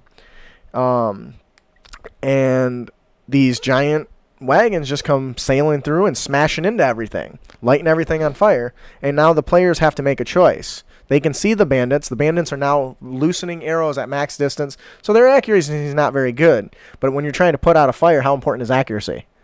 All you got to just shoot, and hopefully, that's how military action worked before. You cluster all the arrows together, and you loosen them, and you hit something. So now the players have to decide. They can chase after the bandits, but by the time they catch up to them, how many people are going to be dead? How much is the fire going to have spread? Does it make more sense to try to mitigate that and try to put out the fire? Or do you split into two groups and one group goes after the bandits and the other group tries to put out the fire? Oh, thank you, Matthew. Matt says that just noticed that the feed is back to 100% and that's definitely something that probably wasn't on our end and nothing I could control, so I do apologize for that. It's probably when Florian jumped off and OBS was trying to... Well, that's never happened before, though, so I wouldn't think so. We've had like 6 people on there. Just the other day when we recorded on Tuesday with those guys from Monsters Guild. No, I'm going to say it's on our provider's end, and they will get us nasty email from me. Anyway, so the whole point is this, is you have to create a emergency situation for the players. They have to make a decision. Either one can probably accomplish the same goal, but at what cost? Right? And because they're constantly being bombarded, sure, they can avoid the fire, but random arrows falling down on top of you, you're probably not going to make it out good. So let's say they take care of the fire first. They're probably not going to have the resources and the health to chase after the bandits afterwards. Or if the bandits keep shooting, they're now weakened for that encounter, which makes it a more difficult encounter where resources in hit points and healing is really being stretched thin. So you said they could break this encounter. How would they do so? Well, just burn the village down for them? Well, you could do that. But you say that the village is going to fight back.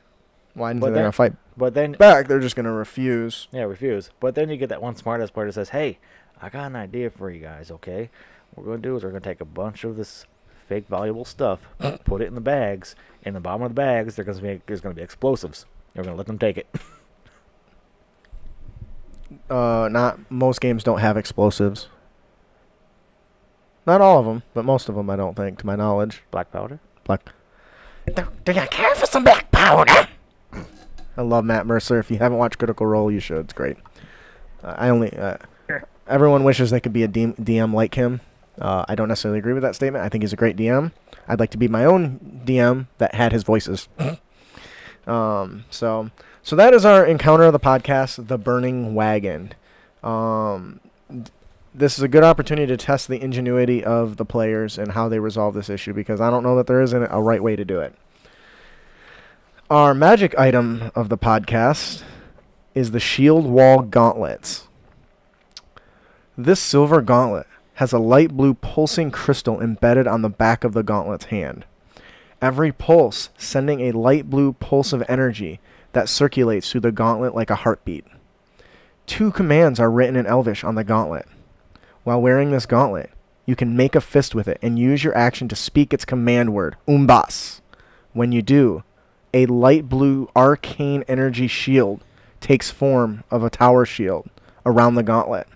The shield counts as a +1 magical shield. The spell effect ends when you speak the command word as a bonus action. So how's that sound already? Pretty cool? What makes it really cool is Umbas is Tolkien for shield. Once you've used the first command word to activate the gauntlet shield effect, and the new action becomes available.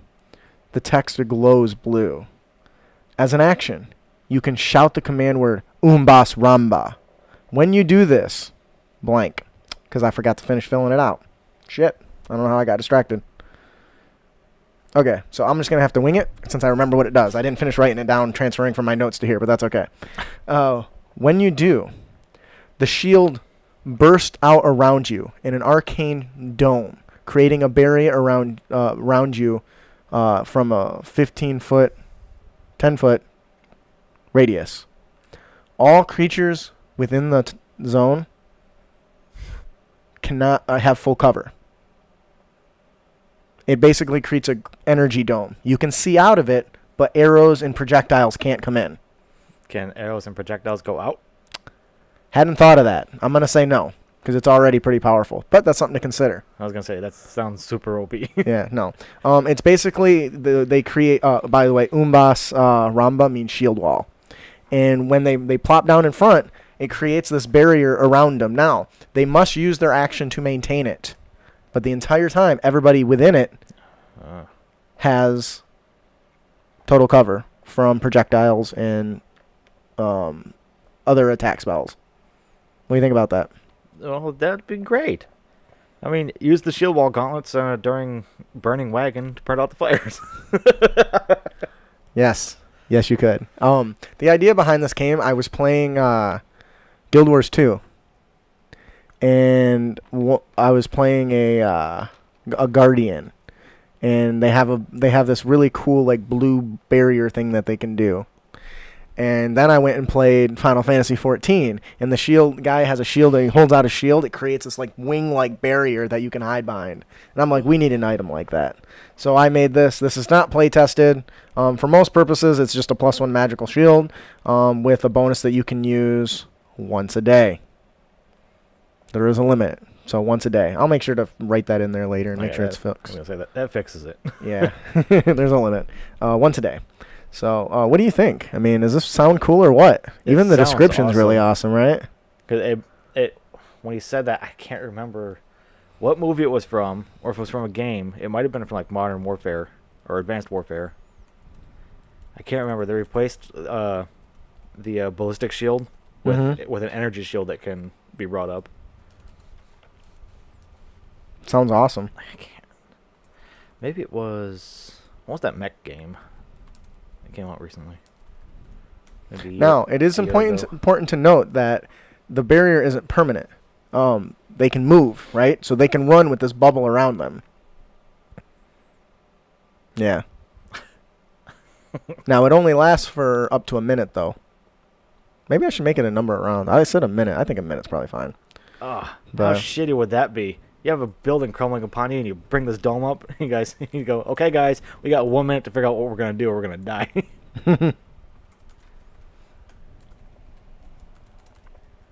Start digging. Type. I had to type it out.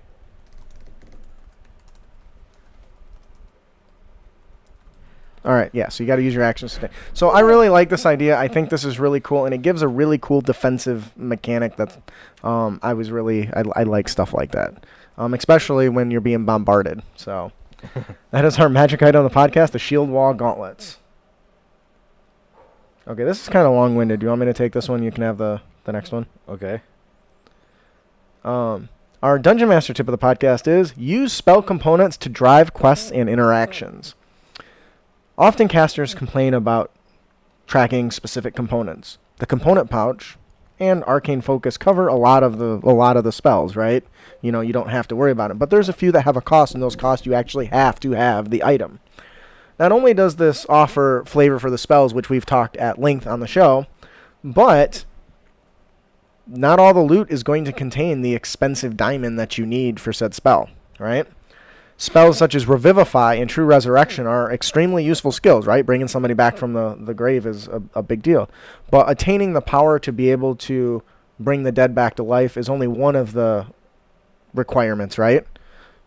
Yeah, you can have the power to create the energy that's necessary, but you need the particular raw components. You know, it requires a specific and difficult-to-get material. You know, this might explain why some kings don't live forever, right? Just because you can get your hands on a powerful caster doesn't mean you're going to be able to find, 25,000 gold pieces worth of diamonds. I mean, I'm all of a sudden envisioned of like those old cartoon supervillains that have like the giant death lasers with the giant diamond. Where the hell did they get the giant diamond? If you've got the diamond, you're already rich. Why are you building a death ray? That'd be hilarious. They go to use a spell, it doesn't work.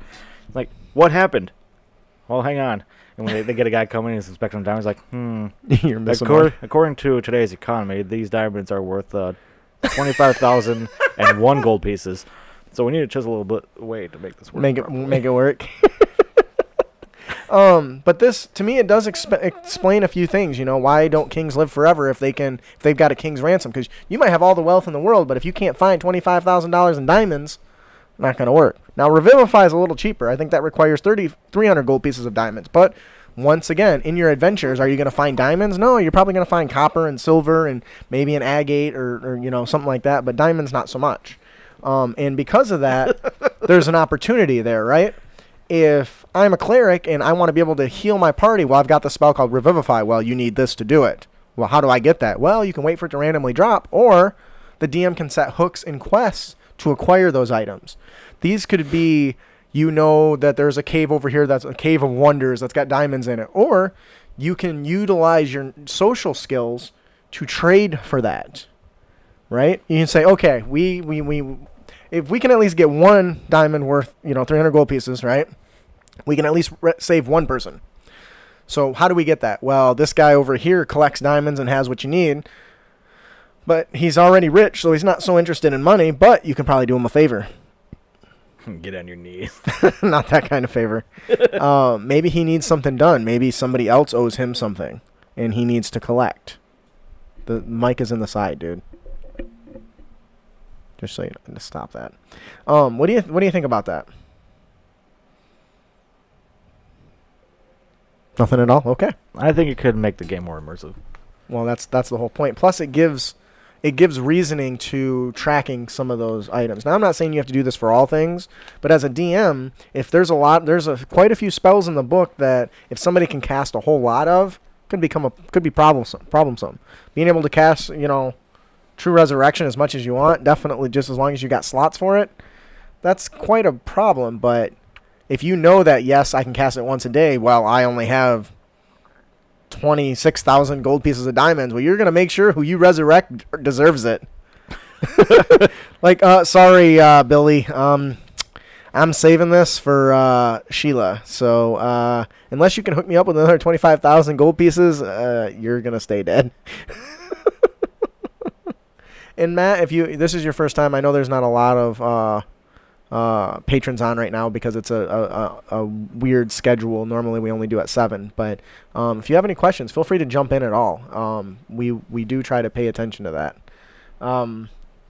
If you can join us later, there'll probably be more on. So that'll do it for our Dungeon Master tip of the podcast. Use spell components to drive quests and interactions. I would love to see that old start with a copper and trade up to a diamond thing go on. Well, I have 1 copper piece. What can I get for that? You can get a spoon. Okay, this homeless guy needs a spoon. Hey, give me 3 copper pieces and I'll give you this spoon, you know? They're slowly making their way up there. Yeah. Oh, man, that could be a character concept. Or you can do one of those stupid... Wait, what? That could be a character concept where every time he goes, he's like, all right, I got a spoon, and I need to convince somebody to give me something with more value than the spoon. Oh, this guy's got a plate. That's probably more valuable. Would you be willing to trade your plate for a spoon? Anyway, that'll do it for our Dungeon Master tip of the podcast. I was thinking of one of those continuous encounters for that one specific character who needs those diamonds. Is like, okay, you need to get this to this guy, but to get this thing, you need to go to this guy to get this thing, and then you got to get this thing for this guy. Yeah. Now, not all of them are consumed when you use, but some of the good ones are. Brandon, you want to take up the next part? The player tip of the podcast is don't be a... I missed it, sorry. The player tip of the podcast is don't be a dick. Don't be afraid to fail. Yes, it happens. We all fear it. I fear nothing. Liar. Except my wife. Yeah. I knew you were lying. It's not the end of the world. Don't get pissed because you rolled low. That's actually pretty common, so don't get too mad. Don't let it get to you, man. Not every arrow hits its target. Not every grapple gets an enemy. And not every pit jump is successful. I got... Oh, shit! I'm okay. Failure can and I'm gonna try to stand up. Ah, no, my leg's broken. Maybe I use my other leg. Ah, no, it's broken too. God, I love that movie. Sorry. I was gonna say, that's from a movie. Yeah. I can't recall it. Failure can, and often will, move the story forward. This can be just as much fun, and often hilarious, as succeeding. Failing can make those wins feel all the more epic. I have had some bad failures in my D&D games, where my finger's been put on backwards. And the other player's stitched on backwards. That's funny. yeah, the other player's always funny, so we just left it that way. And then when you would point, it would be the other direction.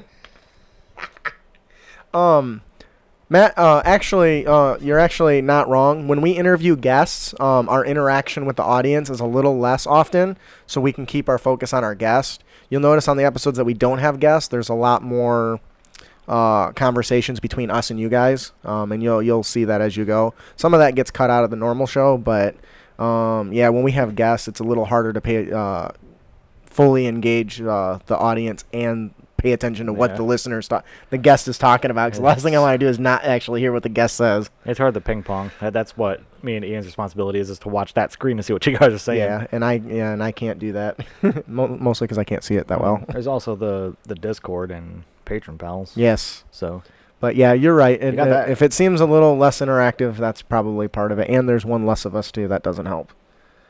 They usually, I guess you just said that. So, anyways, did you finish that? I wasn't paying attention because I was reading that. See, this is why I can't do that. Yeah, I finished. Okay. I feel like I've said that recently. Anyway, yeah, I love a fail, because we've talked about story branches on the show before. Story branching is important. The story needs to go forward regardless of a crappy roll. The one thing I hate more than anything is when I get stuck in a group and we're at a locked door and the lockpick fails and the kick in the door fails. Okay, well, now what? Well, we just keep rolling. Well, fuck that shit. Find something else to do. Oh, the door. Okay, well, the door, something's wrong. The Goliath can't kick down the door and the rogue isn't skilled enough to pick that lock. You forgot about the body breach. Body breach? No, man, that's what the Goliath is for. If he can't do it, why would anybody else bother trying? Like the fucking wizard's like, oh man, 8-foot Goliath couldn't knock it over. Let me give it a shot. Fucking kick the door in. Well, kicking the door in and being a body breach is different. What the okay, well, enlighten us. It's still going to be the same difficulty. It's still going to be the same check. What'd you do? What? I didn't do shit. The meeting has ended after 40 minutes of idle time. What the hell? Oh, shit. That's weird. That shouldn't have happened, Yeah, but okay. Zoom idled. It shouldn't be idle, though. Because we were talking. I don't know. I'm just having all kinds of shit problems today. I don't get it. You are using the I just can't win today. Yeah, I don't know. I have the fucking expensive-ass $15 a month thing, and it cut off because it said we were idle. It's probably well, I don't know why I'd say we're idle. The audio is kicking in, so F this program, man. Maybe I need to find something else. It should pop back up in a second. Oh, shit. Whoops, I closed that. I'm not supposed to close that.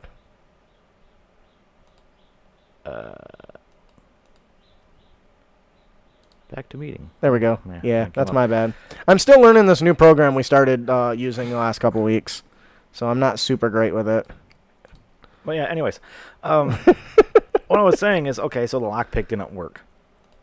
All right, the barbarian tries kicking the door in. Kicking the door in doesn't work. Okay, so how much does a barbarian weigh? What does that have anything to do with it? 2 to 300 Who says pounds? he's kicking the door in? He's using his shoulder. 200 to 300 pounds? Sure, Yes. okay. A body breach is when you stand back by 30 feet and you sprint into the door and jump into it. Okay. I would still count that as a normal check. No. Yes. No, because The door has a DC. It doesn't give a fuck what tool you're trying to use to knock it. Now, I know, but I would trying say you can get advantage on that check. trying to kick the door in won't do damage to you because you're just It was an back. example, fool. You throw your body through that door and see if you come out unhurt. No, it's made of metal. Why would I try that? Marines do it. It works. Do I look like a fucking Marine? Look at this gut. That should help. I'm more like the Pillsbury Dome boy, not than a Marine. Anyway. Anyways, the point is, when you roll poopy, don't get all pissed off about it. Just be like, you know what? This story will go forward. Now, if your DM sucks at that part, encourage them. Say, well, what happens when I fail? Because some DMs say, oh, you fail, and then moves on to the next person. Well, what happens? When the Goliath smashes his, shoulder into the door, it should do something. Does it dent it? Does it splinter it? Does his shoulder now, dislocate? I mean, I don't know. But if you fail, don't get upset about it. Just Understand that that's part of the game. It wouldn't be a game of risk if there wasn't a chance of failure. So, remember I was playing a game with Luke. He was DMing. This is a long time ago. It was me, Anthony, Troy were together. You might have been there, but I'm always there. He is harsh. He was so harsh when you do critical fails. Because Anthony said, "Okay, I'm gonna take my hammer and I'm gonna swing at the bad guy." He rolled 1. It's like, okay, you threw it. Make another roll. It's like, what kind? Just make another roll. All right. He rolled it. He rolled 1. It's like, you hit Troy in the face. So I'm not super into that sort of critical fails. I do them. I prefer weapon breaking. I never do anything where people can get hurt. That's not a thing in 5e, just so you guys know. I'm going to take 20 rule. Yeah, so, okay, you know what Matthew says? This is a really good idea. Our group tends to go to take 20 roll when we fail on our rolls. Well, do you know what happens in my game when you try to take 20? If you're in a crumbly cave and you keep smashing into the door, fucking roof collapses. Or if you're in a place with guards show up. Because you think you got time to take 20 minutes in a door, and sometimes you might. But while that's interesting, if that is the only entrance into where you're going, in my opinion, that is poor planning on the DM's part. I think he's referring to an actual real-time 20-minute break to come back. No, take 20 is you automatically get 20 on your check. We don't use it because I'm not a fan of that. But it's a thing. It's actually not in 5th edition, by the way. A lot of people use it. It's one of those house rules that kind of carried over that people use that nobody really talks about. And in 4th edition, it was take 10. But anyways, I'm not a fan of those because there should be consequences. If I thought that the only way into this place was that door, and you can only get it by breaking it down, I would make sure you had a tool for it. I would make sure that there was a guarantee you were going to get over it. But if that's the case, why even bother locking the goddamn door to begin with? You know what I mean? If the enemy locks the door and you roll crappy to pick the lock, either your tool breaks in the lock and now it's jammed, or that lock is just too advanced for you. Maybe it's rusted, it's worn out. Maybe the mechanism is jammed already. You know, maybe the other rogue that came up before you fucked it up. You know, that would be the greatest thing ever to happen to your players. You sit there picking the lock, he failed. He goes to break the door in. He failed. The paladin comes up. I want to turn the doorknob. And it's happened. It's like, oh, it's unlocked. Look at that. It's happened, and it should happen. But yes, I understand the take 20 rule, and that's cool. But then there's no cost of failure, and there should always be a cost of failure, in my opinion. I'm not the best DM in the world. I forget a lot of shit, but I believe that's how those types of things should be resolved. That being said, don't get pissed off at your DM because you rolled shitty, okay? Get a little box and name it the timeout box and toss your dice in it and don't roll that dice again, okay? Ooh, there's a player tip. Timeout box. Oh my god. Because I'm not superstitious about that stuff, but I know some of my players are. Get in there. So that'll do it for our player tip of the podcast. Don't be a dick. That'll do it for our player tip of the podcast. Don't be a... You're not... It's you. It's not me. Yeah. It's always you. It is It's never me. Well, it isn't me, so you're the only person here, so if it's not me, it's got to be you. Unless it's Matt's fault. Could be Matt's fault. Matt, what do you got to be messing up our timing for, bro? All right, so that is our player tip of the podcast. Don't be a dick. Don't be a prick. Never. Before we close out today, we have another wonderful gift to give. Matt says, yeah, blame the British. Hey, you know what? I can only do nothing but thank you, Brits. If it wasn't for you, I wouldn't have America. Can we send Trump over there? Get him out of here. No country is going to want Trump in here. Oh, sorry. I didn't mean to get political for about 30 seconds. Our government's a circus now. Oh, dude. It's been a circus for longer than that. I just got, like, the ringleader that was running everything is left. So what if everything out of control is a circus? What is a circus without the ringleader? You can't call it a circus because it's chaos. There you go. Anyways, no, we love Brits. I love the accent. I love the British accent. Be careful to spot a tea. That's probably not really good. I'm not really good, so if I offend you with my terrible accent, tough. Oh, Gabriel Iglesias' thing about that. What does he say? About the British people have such a way with the English language that they, no matter what they're talking about, they always sound the same, and it's always so proper. They could be talking about trash, and it still sounds good kind of a thing. I'm not even going to try with the accent there. But anyways, so before we close out, we have one more gift to give away. Compliments of our buddy, Jeff Stevens. It's been a long few days of travel, and the adventurers are tired of eating rations and sleeping on the ground. The road opens to a small town with an inviting tavern. I really have to The pee. smells of grilling really meat have to and shit. ale fill their nostrils, and the Gotta sound blow of it up. laughter and music float out the tavern's door. Unlucky for the adventurers. Remind me to tell you how they've bad I stumbled tore it up upon today. Oh. Dragon's And Breath the pastor Tavern. always sees me. Like, I sit in the back 'cause I run the Starts out as a audio. pleasant evening of food, and drink, and entertainment. Soon Middle of his evolves sermon, into I get up and I adventure pull that to takes the bathroom, and he party can into see the and bathroom. under And I know Dragon's he's in there Breath counting Tavern. how long I'm missing and The how much adventure includes service I'm missing. roleplay, exploration, combat, and a dice game called Demon Dice.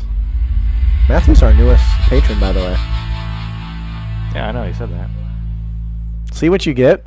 There's a whole lot that gets cut out of this show. That also means the mistakes and the bullshit and the tomfoolery. Who's our winner today, Brandon? I don't know, the label thing was in the way. This week's winner is the Lens JS. Comes crashing down and it hurts inside. You gotta take a stand and don't have to hide. Congratulations to the Lens JS. If you enjoyed your adventure today, please let Jeff Stevens know. Tell us all about it. You know, I just realized Jeff Stevens' name is spelled wrong right there. I don't know how long. Do you think it was spelled wrong when he was on our episode? Oh, shit. What a slap. Congratulations to Lens JS. You are this week's winner. If you enjoy your adventure, please let Jeff Stevens know. He's got help him improve his product. Leave him a review. Tell him what you like about it and what you didn't like.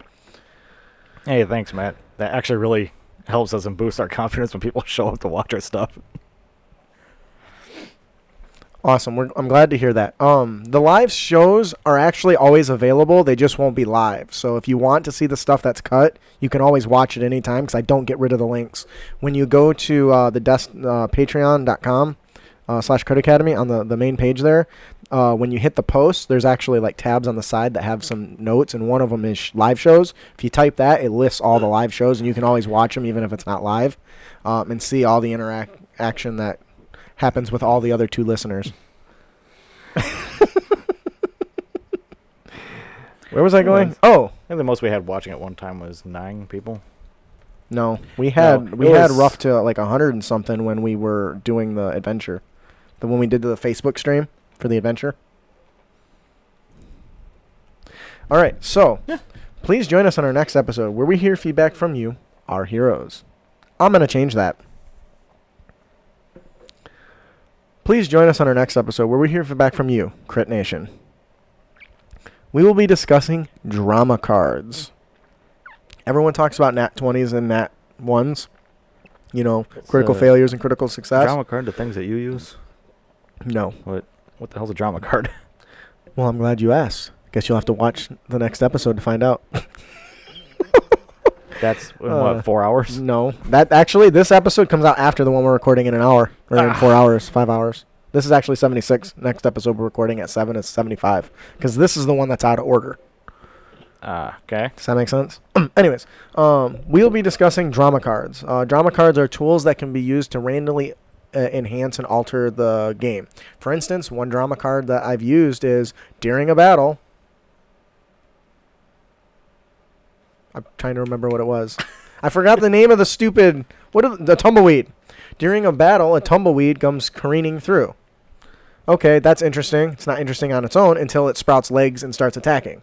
Or when you're in the middle of a chase and you drop a drama card that says you smash into, a guy carrying a statue, and the statue, or a couple guys carrying a statue, and it falls over. You're slowed down during the chase. Drama cards are things that can really enhance the game and be a surprise. And actually, I found the idea after we had BC Beats from Solo Adventures, his flying turnips thing that he shared with us.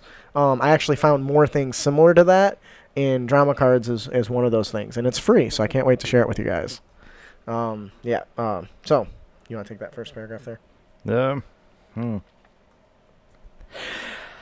If you have any feedback, unearth tips and tricks or topics you would like to discuss, What? Motherfucker. If you have any feedback, unearth tips and tricks or topics you would like us to discuss, please send them to us. You can email them to us at critacademy@gmail.com or find us on Twitter and Facebook at Crit Academy. We hope you've enjoyed your experience here at the Crit Academy. If you do, you can help others find our show by leaving a hopefully 5-star review on iTunes or your platform of choice. Or you can just send us a message or an email telling how much you enjoy the show. That really means a lot to me. I don't know that they read them, but I read them, and it means a lot when I get them. So keep telling us how great we are, and also sharing with us all our mistakes so I can do better. Yeah, I saw that. Also, be sure to give us a like and a share. Also, make sure to subscribe to our show at critacademy.com so we can help you on your future adventures, as well as you'll be entered to win cool prizes each and every week. You will also find links to our fellowship members there as well. Wow, I totally fucked that up. I read that like you. That's not good. You will also find You will also find Shut up.